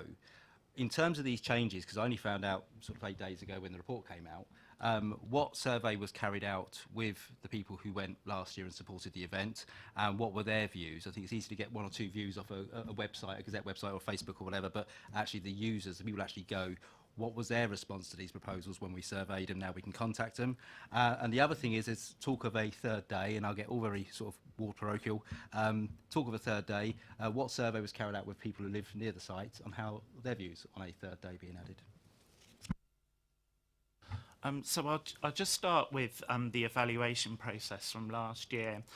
Like you say, we do collate all the feedback from Facebook and Twitter, but we also send out a survey during the Basingstoke Festival that captures all the stats for the festival as a whole. And 96% of people who filled in that survey were really happy with what the festival as a whole offered last year. And yes, there were some comments about ticketing, and we are first to admit that our software last year did let us down a little bit on the free ticketing. But we're addressing that this year, and we've got new suppliers that are going through the procurement framework at the moment. So if this is a paid for event, we will be able to offer a better service to residents. In terms of Friday evening, last year we didn't have one environmental health complaint about the event. In fact, it was seen as one of the quieter Basingstoke Live, and in fact some of the residents in Crossborough Hill did comment as such. So we haven't actually consulted with residents on the Friday evening yet, but that would be part of our market research going forward, and we're still looking at which schools and colleges we're going to be working with if that Friday evening takes place, and that Friday evening will take place if the event is a paid for entry. Yeah, second question. Yeah. Obviously, in terms of you've given us the feedback that 96% or whatever really enjoyed the event, and that's, I guess they went, so they would do. But you didn't tell us about what their view was on the charging of the event. And I'm also a little bit concerned, I don't know how you're going to consult residents about how they feel about the third day, and then put on the event regardless, because obviously if the residents say we really don't want a third day, but you've already started planning the event, this happens in July, and these bands and acts all need, it takes a lot of planning, I know from when I was involved. So, you know, how's that all possible? So we do write to all residents to tell them what events take place in the park, and that will be part of that letter that goes out to all residents. And residents do get in touch with us to let us know their thoughts and feelings on that. So we do take that into consideration when planning events. I think that letter last year went out 4 weeks before the event. This year we'd be looking to do that a lot earlier, in line with all the other events that happen during the summer months in the park. Charging? And the charging. What's the views of last year's users? Were they asked? The last year's users were not asked, but they are being consulted as part of this process. through CEP tonight and through Facebook. Councillor Reid, did you want to add something? Just very, very briefly, I know also that Ross is very keen to work with local ward members. So, You always so get an email. yeah, it will be great to work with yourself and with Councillor Parker, just to use you to liaise with residents as well. You're not being offered a free ticket. Councillor Bean. Thank you. I always get worried when I ask these kind of questions that I've missed it somewhere else within the report, so hopefully I haven't. It's just on page 78. It just briefly discusses some of the changes that were put in place last year, and it goes on to say that you had both positive and negative responses from festival goers. It was just to ask whether you could put any, give us anything additional other than positive and negative, what some of those things were, and whether obviously they'll be taken into consideration for this year. Yeah, sure. So there were four main changes that we implemented last year. One was a free ticketing system, and we did that so that we knew exactly how many people were coming to the event, and also so that we could communicate to everyone in advance of the event any important information. Obviously, we were on a high state of counter-terror policy alert last year, so it was really important that we could communicate with festival goers on the day of the event in advance. And in previous years we've never known actually how many people were going to turn up to the event. There was some grumbles about having to register, but we kept the information to a minimum, and people could register within a minute for a ticket. And yes, we did get some data from that about where people were coming from, which is really useful to inform, what our audience is for Basingstoke Live. The other suggestion from the safety services and the safety partnership that we work with was to have no entry to the event after 8 o'clock. That was because people tended to preload in previous years in some of the bars in town, so that was implemented to stop that. And also we had clear messaging around that you couldn't bring alcohol into the site. Interestingly, the CSPO report from last year noted only 2 incidences of confiscation of alcohol. Previous years, that was at 16 the year before, and the year before that there were even more. So that's on the decline because of these extra safety policies that we've introduced. And the alcohol policy is about bringing it back to the music. This isn't necessarily something, you can't drink any other day of the year in the park. There's a DPPO, and you could get a ticket from the CPO team. So this is about encouraging people to come for the music and not for the alcohol to the event. And obviously our security presence was higher because of the state of alert. Did you have a second question? No, thank you. That's really helpful. And I think it's obviously just a case of you're never going to please everyone. And obviously these measures were put in place for really good reasons. So thank you. Councillor Cousins, was I supposed to have seen your hand? Yes. Thank you, Chair. We've talked about the pre-registration for tickets last year.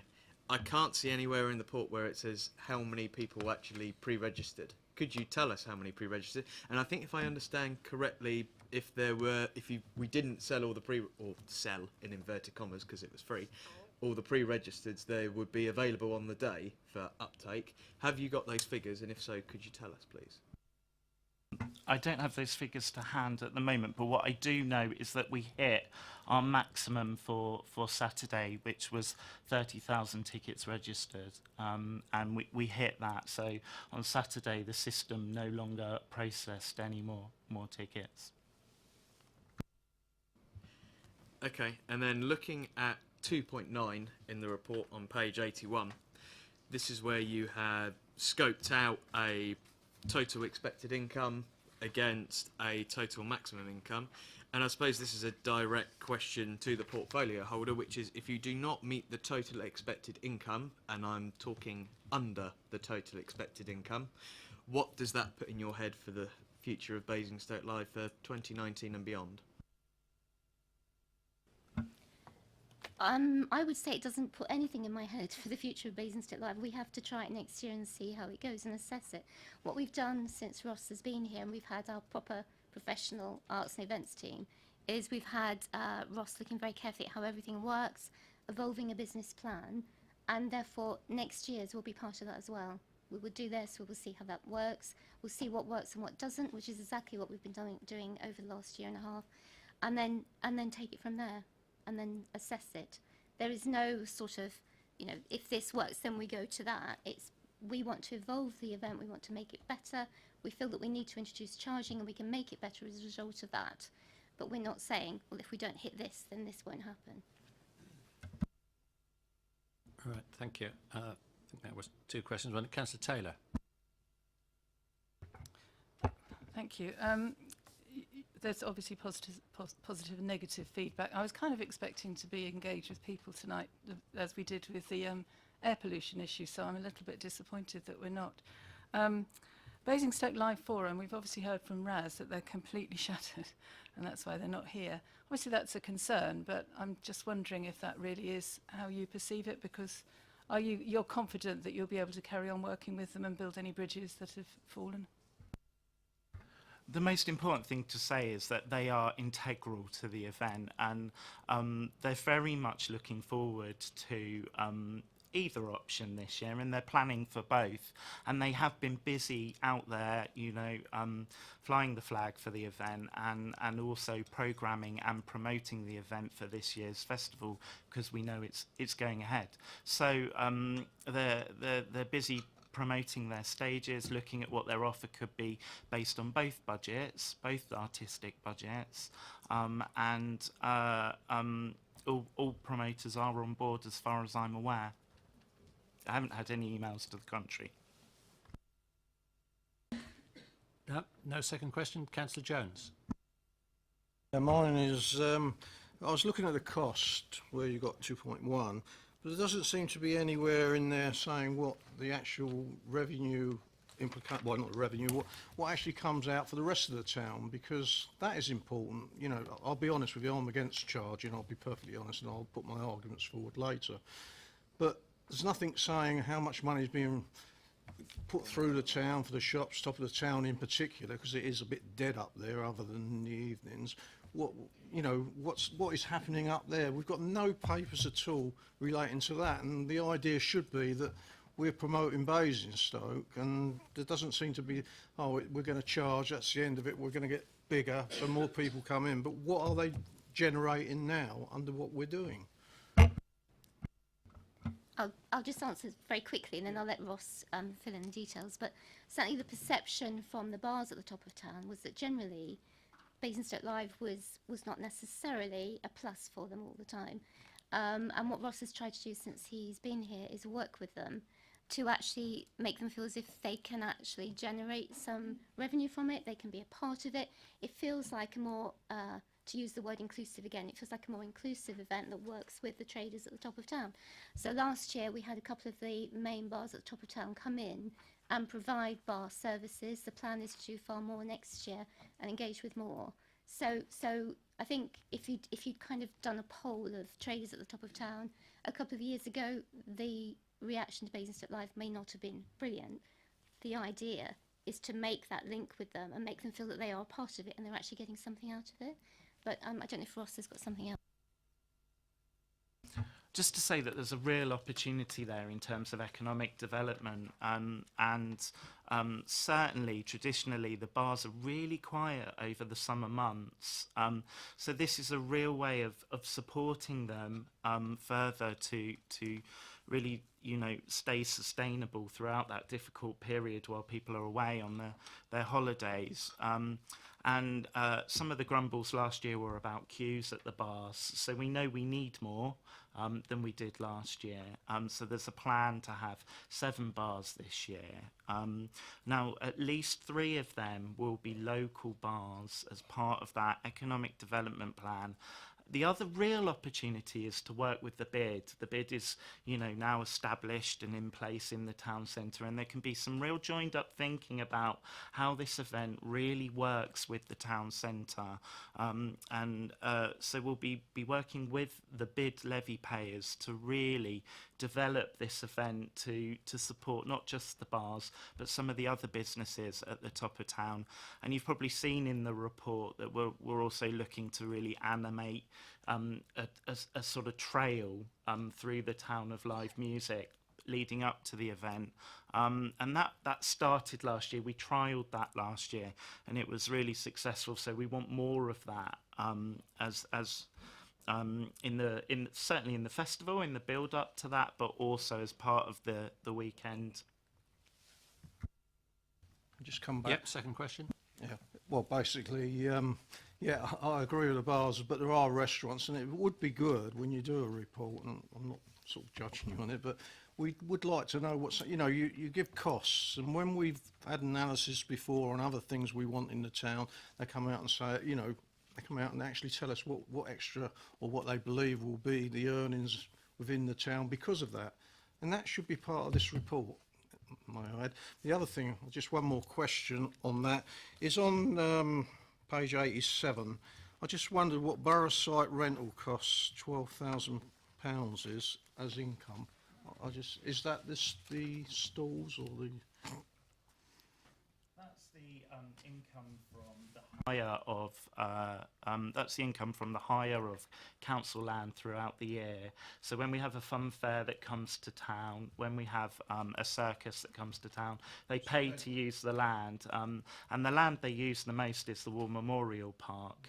So those visitors are actually helping sustain this event, and they always have in terms of the way the budget's worked. Just quick, it isn't Basingstoke Live paying that rental, it's the stall holders, the fairs and things like that, is it?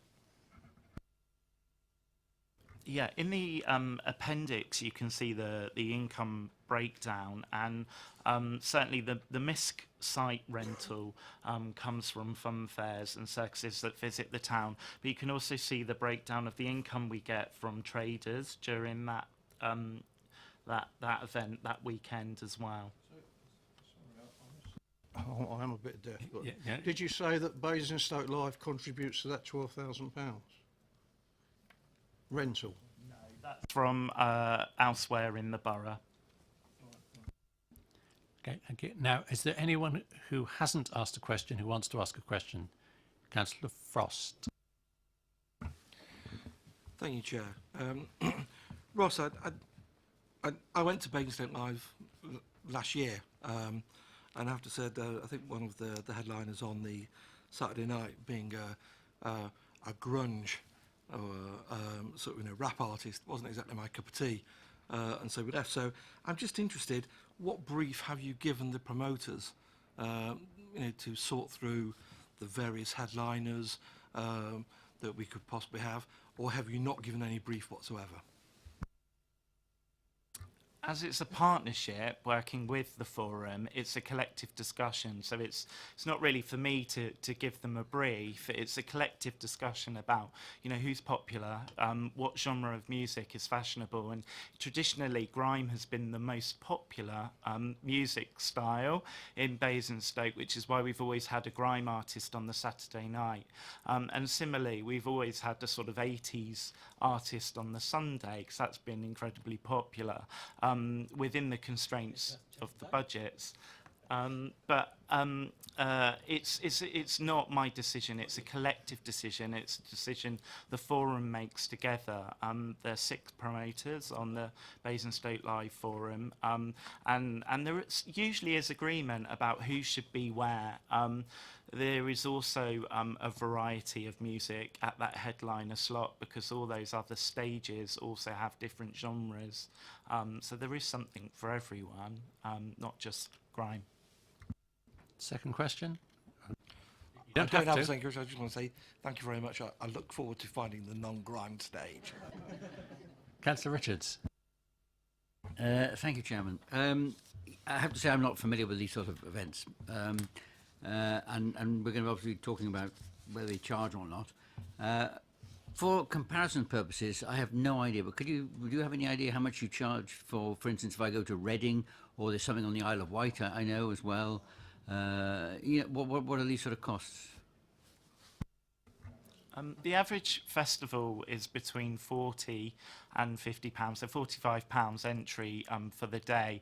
It depends whether it's a day festival or whether you're camping. In comparison, we're relatively cheaper, but it obviously the more you pay, the more headline acts you would have, or the more larger profile acts you would have. Yep. Yeah. So Glastonbury, for instance, would be hugely expensive. I think the Glastonbury ticket is £280 now for the weekend, and they have a population the size of Birmingham at the event. No. Councillor McCormick. Well, just a point of clarification there. I mean, Reading you can't really compare Basingstoke Live or anything we could hope to put on with Reading. It's on a altogether different scale. You know, talking 100,000 people. It's got a twin festival in Leeds of the similar size. My question's a really fundamental one. In introducing charges, where do we hope to go with the future of this festival? Is this an attempt to transition into something that we hand over to a commercial organisation to give us a commercial festival? And if so, you know, there are limits to what we can do with the War Memorial Park, and there are limits with what we can do in terms of draw from people from the local area. So it could be that if we want to have a bigger festival, it will have to be held somewhere else, and the very nature of that festival will change, and it will no longer be the Basingstoke Live that we know today, or bear any close relation to it. Yes, you're absolutely right. If we wanted to make it much bigger, it would then stop being what it is. The important thing about Basingstoke Live is it needs to stay relatively small, and it needs to stay local. So you need an event where, say we get 2 named headliners, say for the Saturday night and the Sunday, the rest of the acts are still local. There's still local stuff going on. And it's just making sure that we maintain that good balance. We make it better than it is now. We make it more attractive. We make it able to give a better offer to people coming in, so there's more stuff going on, and it generates more for the town, but only so far, so that it still retains that unique quality about it, that sort of quirky Basingstoke thing that it does, and that's really important that's maintained. Okay. Anyone who's already asked a question wants to ask another question? Yes, Councillor Freeman. We will have debate as well, but you do question. Just regarding the ticketing, what provision was made for residents that don't have internet access to obtain tickets to Live? We're looking at making this as accessible as possible at the moment. So we are going through the EIA. We've already done one for this report, and we will be working with that team again to make sure that we are being as accessible as possible. Last year, people who couldn't access the internet went to the Discovery Centre to order their tickets. We also had the free Wi-Fi in the town centre, so people could order them on the smartphones. You should be able to do all of that again this year without any problems. And we also worked with the SIP as well, the Social Inclusion Partnership, to make sure that anybody who was working with them would be able to get tickets. Okay, Councillor Cousins, I think it was you.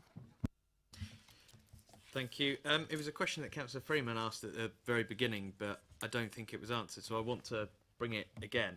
2.9 gives you the table and the expected cost, and the question Councillor Freeman asked was, why is there no low income entry fee?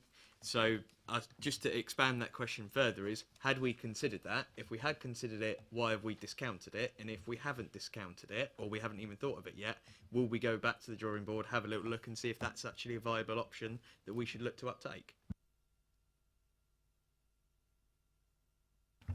We have considered it, and as I say, we went through the EIA when we put this report together, and it is worth saying that, you know, the event at £10 is already quite a low fee, and children go free, and teenagers will only pay £2 entry for a day, or £3 for the weekend. Yep, supplementary. Just in relation to that, in terms of fees, if we look at the prices, yep, you're right, children under 12 are free, 13 to 17-year-olds are £2-3, and over 18s are £10, which is equivalent to what you would pay to go and watch Basingstoke Town Football Club, and they offer a low income entry fee on game day. What I'm saying is, Basingstoke Town Football Club have obviously done this because they see there is an opportunity to tap into a fan base there. Now, you've got an opportunity to do that here with Basingstoke Live. I'm really suggesting that we accept that this is something that we should do. Please, could we do it? Noted. Right. Still questions, Councillor Jones? Just what is the cost of actually collecting money? Whereas it's been free in the past, there must be a cost. I know we've lost the Mayor's fireworks because that went professional, and I can see this thing going the same way. But what is the cost? I can't see any cost in there for that, because there must be a cost. You've got to collect money, you've got to bank it, or whatever they do with it these days. But So there may be a booking fee for this, and we're looking at options at the moment to see if we can get this included in the cost of a ticket at the moment. Booking fees are normally in the region of 10%, so that would be £1 on a £10 ticket, and obviously free on the free tickets. So we are looking at that at the moment. Is that questions done? Right. As long as it's a question. Now you can get yours in second. I'm going to let Councillor Freeman go first because she's come especially to talk to us about this, so we're going to give her the chance to go first. Thank you, Chair. Appreciated. Right. Back in 2007, a group of local musicians and promoters had a vision, a way to showcase local talent and give everyone in Basingstoke an opportunity to experience live music for free. This group approached the council, and Basingstoke Live was born. The idea to make it a free event was so that everyone, regardless of income, could enjoy live music, an expense which many low-income families are priced out of. Now, from these humble beginnings became an event that truly put Basingstoke on the map in terms of live music. The Basingstoke Live Forum was formed to determine the festival's artistic content, and the festival went from strength to strength. But in the last few years, with staff changes at the council and the reduction in numbers of the Basingstoke Live Forum, several changes were made. Security fences were added, there were attempts to privatise the festival, which gave rise to a public protest, and last year saw the introduction of tickets, although the event remained free. Now, I do not believe it's a coincidence that last year saw a drop in numbers, and I feel that the introduction of an entrance fee will see another reduction in attendance numbers. Charging an entrance fee will exclude many people to start with, and those that can afford to pay to get in will have less money to spend once they get in there. So people will decide that it's not worth the effort or the money to go. Basingstoke Live was always envisaged as a free event, an opportunity to showcase the amazing talent that Basingstoke has to offer, and to give something back to all the people of Basingstoke, not just those who can afford to go to gigs. Musicians and promoters give their time and energy for nominal fees, and photographers produce some amazing work for free. Currently, there are over 52,000 photographs on the Basingstoke Live Flickr page of over 900 acts, and that's all there for free. If it becomes a ticketed event, those people, are they still going to be there documenting this event? Now, Basingstoke Live as a free festival is something that Basingstoke can be proud of. It's a huge social event which many people who have moved away from the area come back for. It's a place where people can meet up, experience a huge variety of fantastic music, and it doesn't matter if you haven't got a lot of money. It's become an annual gathering for many families and groups of friends because it doesn't matter if you've had a change in your fortunes that year and money's a little tight, you can still go and spend time with your loved ones without it breaking the bank. It's also been an inspiration to many youngsters, my own son included. These kids go, they see the musicians up on stage and they think, I want to do that when I'm older. All children deserve the opportunity to be inspired in this way, not just children whose parents can afford to pay to get in. And to those of you who say, I think £15 for the weekend, it's affordable, well, good for you. I'm happy for you. But your privilege does not erase the economic struggles of your fellow residents. £10 can be a family's food budget for 2 days. I can feed my family, and that's me, my eldest and my young son, for £10 a day. So if you've got, say, 2 grown-ups going, £20, that's like half a week's food budget. How can people justify? You can't justify spending that amount of money just to go to a festival.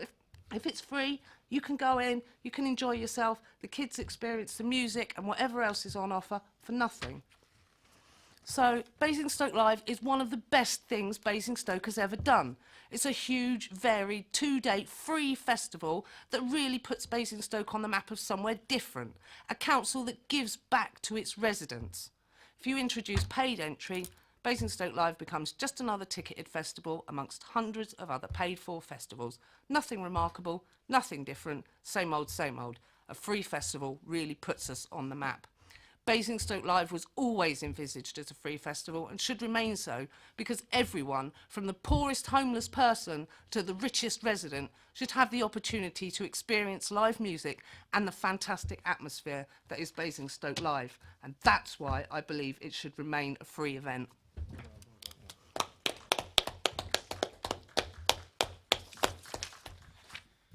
Thank you. Can you light of thanks? Councillor Bean. Thank you, Chair. I'm afraid my contribution won't be as well put together. I've got some notes on a bit of paper, so apologies in advance. I was actually on CP. I can't remember when this last came to committee, when we had the protest outside.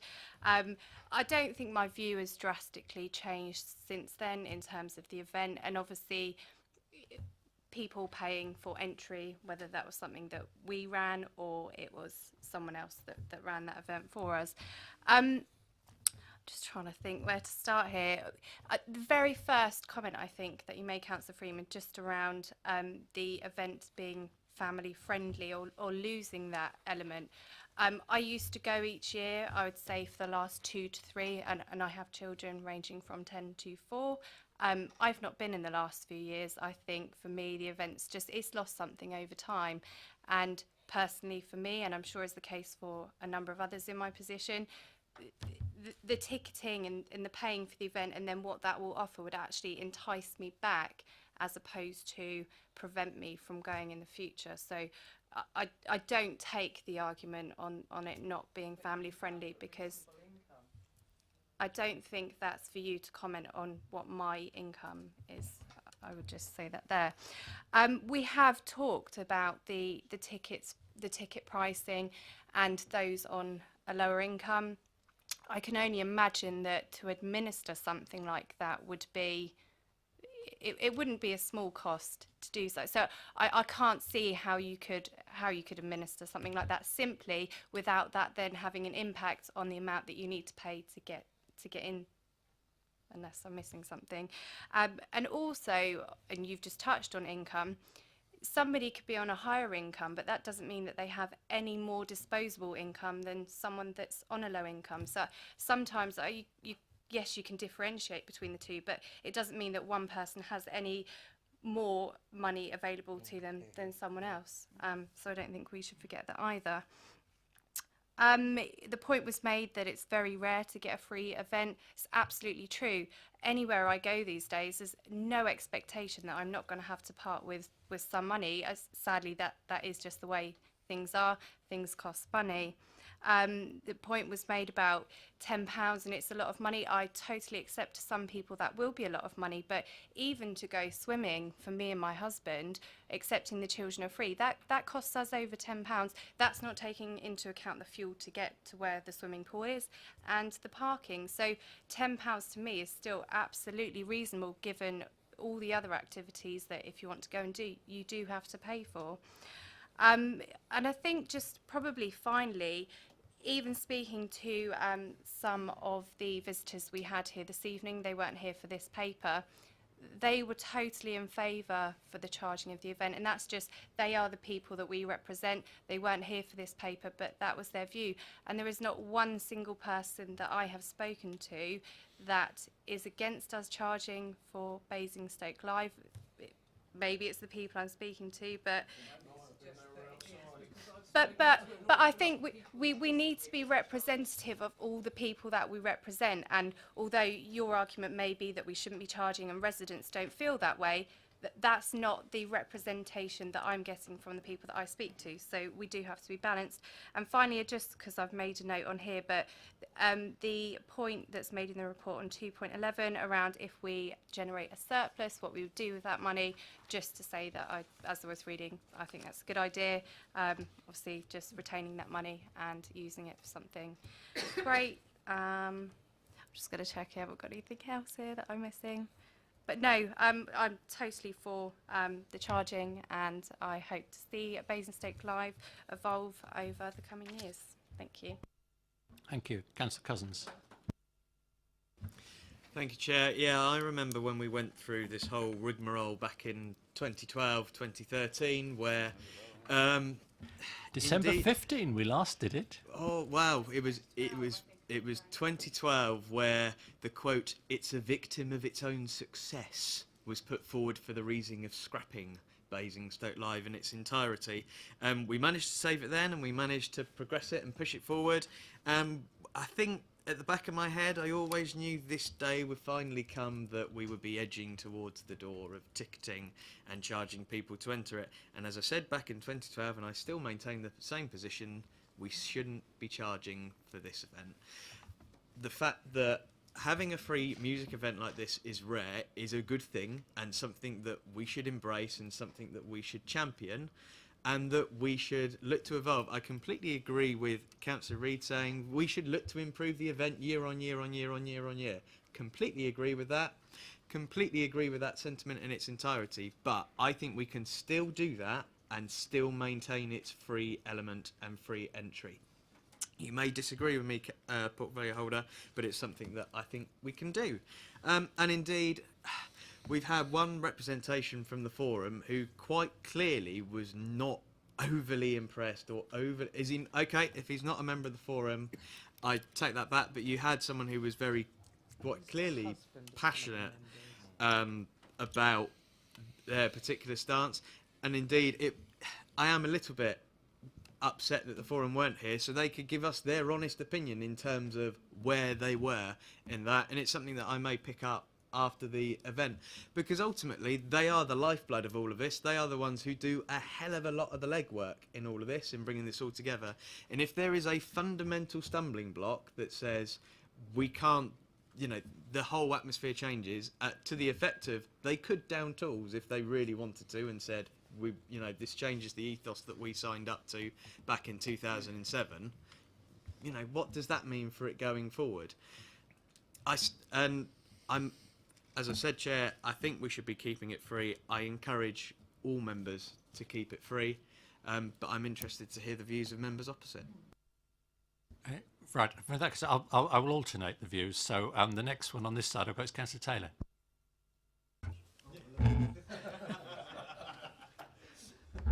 Thank you very much. Now, you don't know my views. No. And I appreciate everything that's been said in defence of it staying free. I do understand that, and I think Basingstoke Live has been a great event, and long may it go on. But I just want to kind of draw out a couple of extra positives, because I've been thinking hard about this as you've been talking. And one of the ones that really occurs to me is it's a showcase for our local acts, isn't it? If you've got in this place a couple of good headline acts and perhaps a nationally known DJ, doesn't that elevate it for our young people, for the people who are up there wanting to be heard? Perhaps they can catch the attention of people who can actually make a difference to them, a bit like a scout at a football match. I think, I mean, for me, if I had people, my loved ones or my kids who were going to be singing, I'd be so excited for them, and I think they would as well. It just elevates it so much. It's not just them singing to their mates, it's something that bit more exciting. So for me, that is a positive. Obviously, there are other positives that the portfolio holder and Ross has already explained. I mean, the other thing also has been touched on by Councillor Bean is that I have to say some psychological studies show that people assign more value to something that has some sort of a charge because they feel that, you know, their attendance is more valued and they're more intentional in going to it. That's not just me speaking out of the top of my head, that's something from my own experience and from what I read. May not happen the first year, obviously, you know, there's this not liking change thing at first, but I do think that's a possibility as well. So I appreciate all the people who want to keep it free, and I do understand those arguments, but I do also see real positives coming out for us, as long as we don't get too much above ourselves and keep it local. Thank you. Councillor McCormick. Thank you, Chair. Well, I think we're in danger of throwing a baby out of the bathwater here with this. It's there are risks associated with transitioning this event from free event to a pay event, and we have a long and proud tradition of events in Basingstoke that are unique and get popular amongst residents, and then we finally cancel them. So I'm thinking of the carnival that was a very popular event many years ago, and now we're told, oh, the carnival's had its day, it's not coming back. Balloons over Basingstoke, that was another one. The firework fiesta, that was another one. So I really wouldn't want to see Basingstoke Live go down the same road, but I think the risk is there now that if you do turn it into a pay event, obviously the numbers projections are significantly less than you would have for a free event, but I don't have complete confidence that we will sell the number of tickets that have been projected, because when you add up the 3,000 here, 3,000 there, 2,000 here, 1,500 there, whatever, we're looking at approaching 20,000 tickets as an expectation of the thing to break even. So my concern is, okay, we'll make it a ticketed event this year, possibly next year, but after 2 or 3 years it's not making money, we just can the event. I think there's probably is scope to have a paid music festival in Basingstoke. A mid-sized festival's never going to be as big as Reading or Glastonbury. They're like international events that have been going for decades, and they have a very, very strong following overseas and in the UK. But if we were to look at having a mid-sized pay event, I very much doubt that we would have it in the War Memorial Park for obvious limitations of access and size of venue. I think it would probably be somewhere, we've got plenty of places we could have it. We could have it in Downgrange or Stratton Park or Popley Fields or Winkelbury Fields or Brighton Hill Park, or any number of things with residents close by that are bigger areas than the War Memorial Park. But that's not where it's at. That's not going to be Basingstoke Live. For me, the big thing about Basingstoke Live, apart from the ability to be able to turn up and not have to put your hand in your pocket, is the local talent. And where's that going to have the stage? And if we do make it a pay event and fewer people turn up, I fear that that's in some way not going to be as strong an incentive for the people that are volunteering to put on acts, because they know fewer people are going to see them. Thank you. I now have Councillor Frost. Thank you, Chair. I just want to talk a little bit about charging. I think £10. I have to say personally, I think, you know, I am not a rich man, being divorced. Okay, I'm still paying child maintenance, but you know, for £15 for a weekend's worth of entertainment, I think is probably just about affordable. So I'm quite happy with that. Okay. However, I think one of the things that you have kind of missed is the fact that by charging for the Saturday and the Sunday for the headliners, we can also extend the festival over on the Friday. So what the proposal is under 9.4, well, the 1, 2, 3, 4, 5, 6th bullet point down. Okay, it actually says, by charging, the event can extend over a third day, staging a free Battle of the Bands event the night before the ticket event. So I'm assuming that's the Friday night, ensuring free access to local music for all the under 18s. So that's where you'd have all the local bands all going off and playing. And surely that's what a lot of people who, you know, potentially don't want to, can't afford the £10 a head would go for. So we'd still have that nucleus of Basingstoke Live. I see it really as just, you know, the charging for the tickets being on Saturday and Sunday, just being an extra to get somebody decent in that's not grime. Okay, I mean, please, when you see me at this year's live, please point me towards the Chaz and Dave tent, you know, or the folky stage or something like that. But just hold on, please. Okay. So again, you know, I have to say, I don't think it's a lot of money. Okay. How much is a pack of cigarettes now? Okay. No, nor would I. I kind of lost track when it went over £10 a pack of 20. Okay, but you know, my wife and I go to the cinema. It regularly costs us £35 there because there's drinks, chocolate, and popcorn, etc. With seats. Yeah. You can say all of that.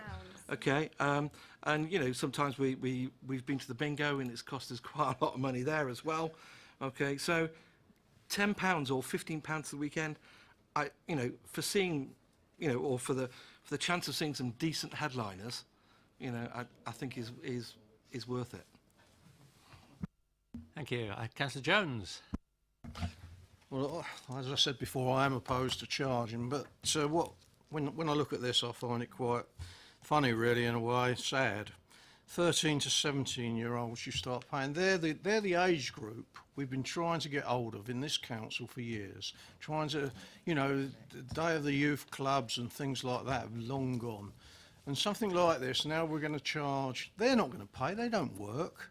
It's their parents that pay. Excuse me?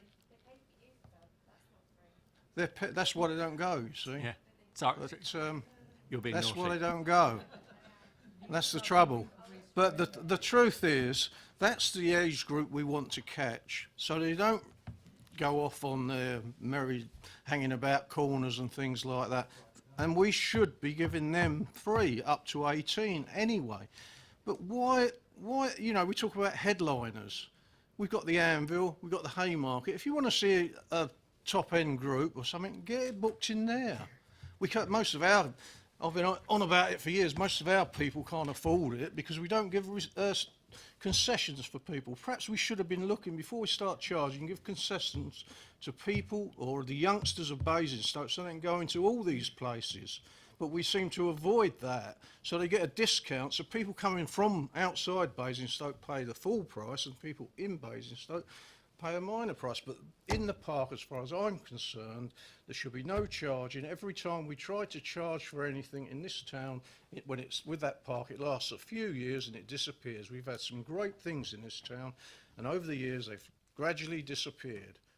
And the way this is going, it looks like more of a promotion to get it professional and move it on, so we won't have anything to do with it. So I'll be voting, well, if there was a vote, I'd vote against it. Councillor Rowland.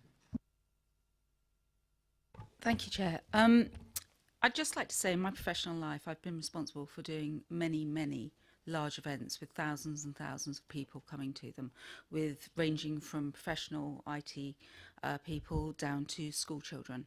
Across deprived areas in the east of London into Arsenal, around STEM activities, etc. All events have to evolve. They either evolve or die. And I have, in my experience, had free events that we've had to introduce charging, merely because of increased costs that are involved in events.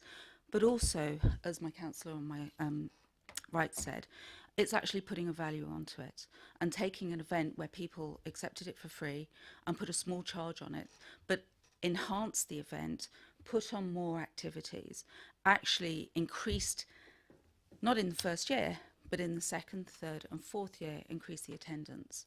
And it was well received, and people perceived a value in it. And I think that's the same thing, which is, you know, Basingstoke Live has become same old, same old. I have a 21-year-old son, I have a 19-year-old daughter. When I asked them would they go to Basingstoke Live, they said, you must be joking. They would prefer to go to an event that they paid £50 for and they saw acts that they really wanted to see and that had a name. Now, we can all talk about people's income, what they earn, what disposable income you have. However, the charging that's being proposed is, as my other councillor said, is either a packet of cigarettes or even just a cup of coffee or a soft drink and a packet of crisps.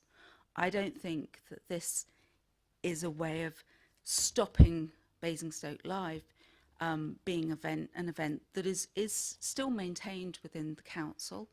I think it's a way of actually evolving the event and letting people understand that Basingstoke Live has more legs. The issue around issuing tickets is purely around, in the first instance, I see it as a health and safety. You know who's coming, you know the numbers, you can put on the necessary security with alcohol, drug abuse, antisocial behaviour. You're actually gearing up to understand what your audience is. Any event organiser will tell you that's absolutely crucial if you're going to manage a safe and well-attended event. Thank you. Now, that's all the names I've spotted, right? But I had a feeling I probably missed the ward member. Right, Councillor. Well, I don't mind when I go. I'm going to express concern. Councillor Cousins has mentioned 2012, and I got quite vocal when Live was going to die, and ended up having to chair that committee for being so gobby. So I'm going to be very polite and pleasant this time. Someone else can do that.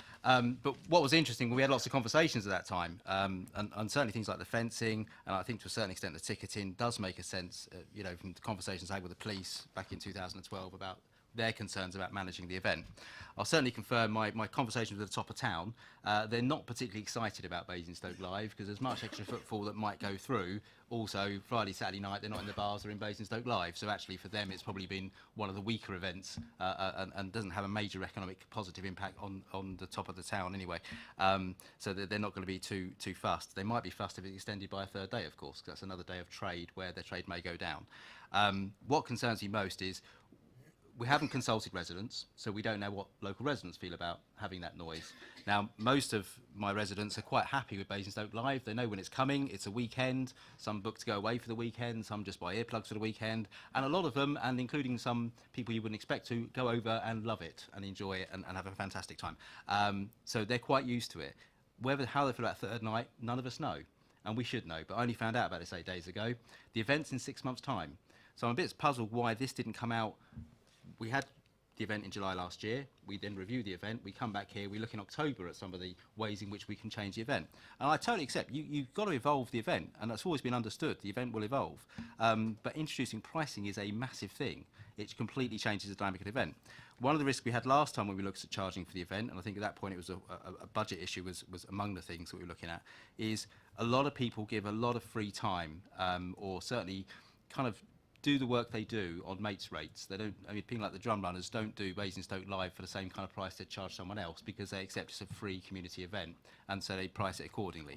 So we may lose, I mean, I haven't spoken to them, they're not here tonight, they have not had time to address us. Are we going to lose some of the talent that's behind the event when it's a charge for event? Are they going to charge us more for the event? The other thing we had last time we looked at charging was the massive risk factor. It's quite clear within the papers, £60,000 will be spent on getting better acts. We're not going to have Coldplay, we're not going to have Oasis, or they've got to reform first anyway. We're going to get, hopefully, a lot of grime music. Yeah, not him, I think he's rubbish. But anyway, we're hopefully going to get some, better acts, but there's a risk.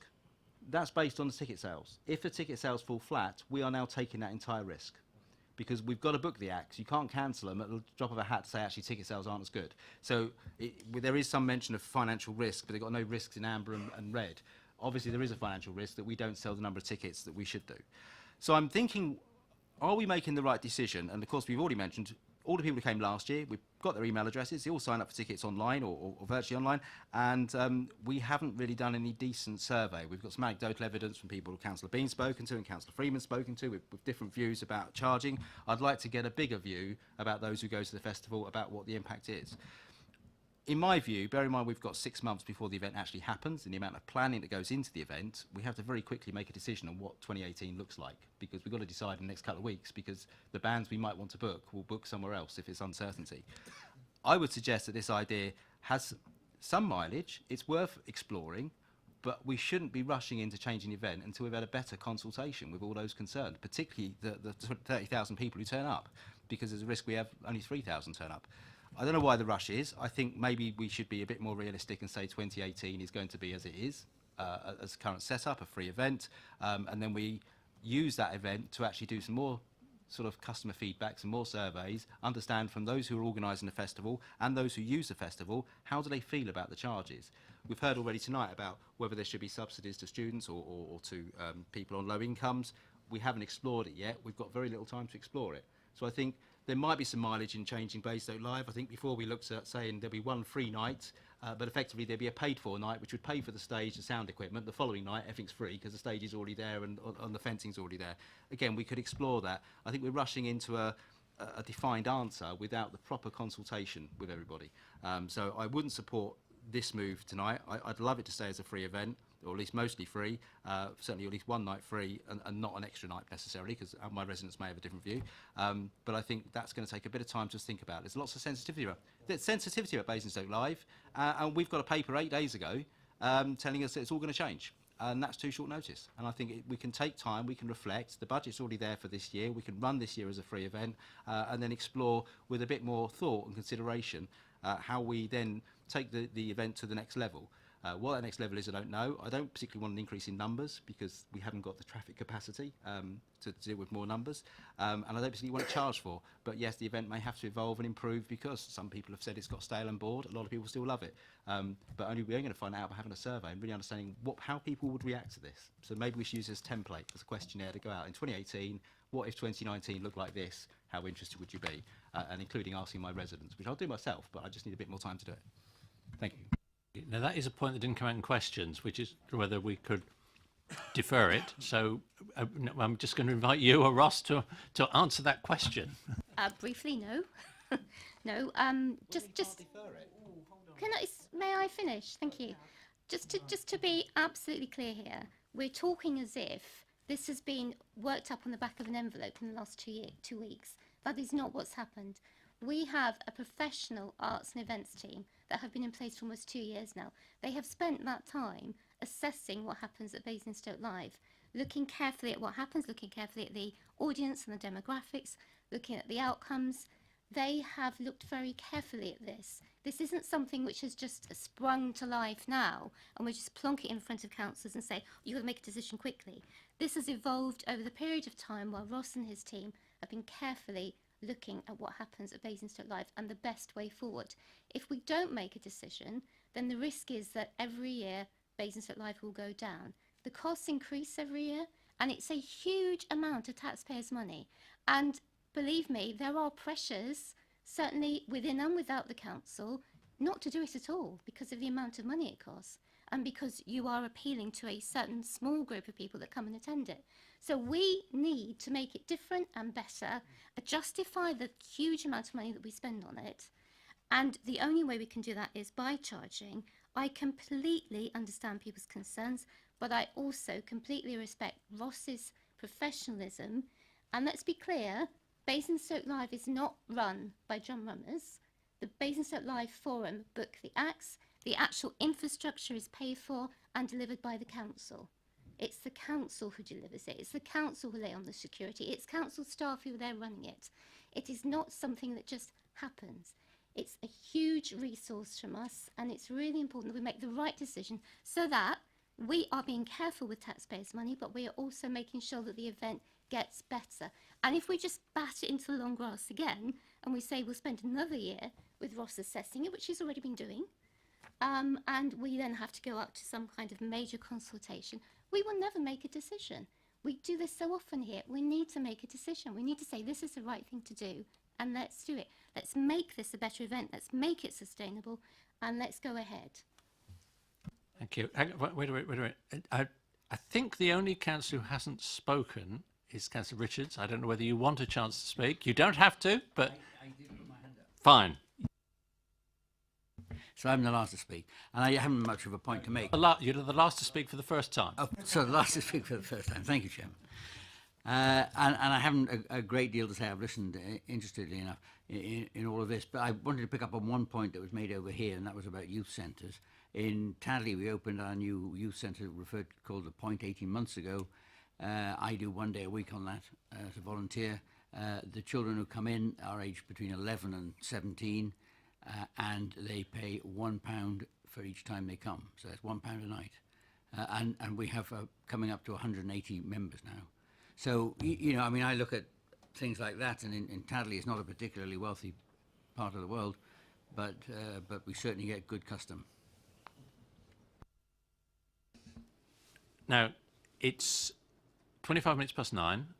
The constitution is that we finish at 9:30 unless we agree to continue for a bit longer, and we set how much longer we're going to continue for. So I think I'm allowed to do that 5 minutes before 9:30, am I? So I think, you know, I'm sure there are several people who want to speak a second time, and we're going to give people a chance to speak a second time. I don't get the impression many people are changing their views over the course of the discussion, but we will, you know, have a bit more to. So can I propose that we aim to finish at 1:45? That gives you a chance to feel, you know, to work out, you know, if I speak for 5 minutes, I'm depriving others of a chance. So is that okay? We'll finish at 1:45. And Councillor Freeman, I think, do you want to go again? And then Councillor James wanted to respond to that last point. Okay. Okay, I'll be brief because I think I've pretty much made all my points. But with proposing to add an additional evening, a free evening, and then charge for the 2-day event, you're effectively reducing a 2-day event to 1 evening, which I don't think is fair. You are still, for all the talks of inclusivity, you are still excluding a large amount of your population because they will not be able to afford to go. And I say £10 might not be much to you, but it's a hell of a lot to other people, and people aren't going to be able to afford to make it. I think this is extremely misguided, and I think you are excluding your residents. It's not adding inclusivity, it's just excluding low-income families. I just don't think it's fair. I think with Basingstoke Live, we did something that was so good, something that we could be really proud of. We could say, yes, we give back to our residents. Live music is an experience that everyone should have, regardless of income, and it goes against the entire founding ethos of Basingstoke Live to start charging ticket prices. Thank you. Councillor James. And then you need to wave your hands if you want to speak as well. Thank you, Chair. I'm just concerned that this and I know that Ross is very diligent in his duties and he always wants the best cultural outcomes, and it's no criticism of him at all. What concerns me is that we've been working on this for 2 years. And I totally accept that we always look at Basingstoke Life after it's finished and say, how can we make it better next year? Totally accept that's been happening. What concerns me is we've come here tonight, 6 months before the event, proposing a change. We say we've been working on this for the last 2 years, understanding the event and how it can be improved. And yet it's already been admitted tonight that we didn't do any kind of survey on the people who went last year, who've got their contact details. There was no tent saying, how would you feel if the event was charged for? It wasn't put forward. As a ward member where the event happens, and the person who chaired the 2012 committee that obviously looked into how Basingstoke Live could remain, I've not been consulted at all during this 2.5 year period about charging. I get the papers 8 days before everyone else. It's already been admitted we haven't had a survey of residents to see how they might feel about an extra night being added. All those things haven't happened.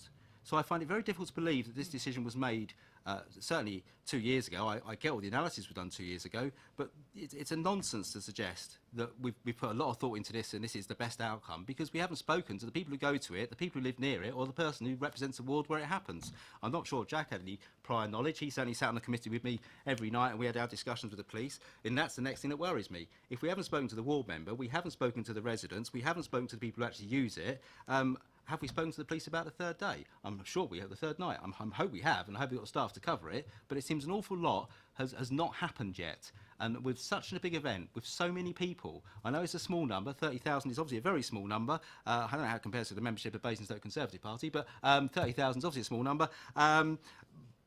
But, you know, actually, we've got a responsibility to keep those 30,000 people safe. And at the moment, I've got no confidence at all we can do that when we don't seem to have done enough due diligence on this to see what the impact's going to be. And the financial risk, it doesn't mention what happens if we don't sell the tickets and there's a £30,000, £40,000 cost to the council, an additional cost. So I think we are jumping. We don't need to jump. It was mentioned earlier.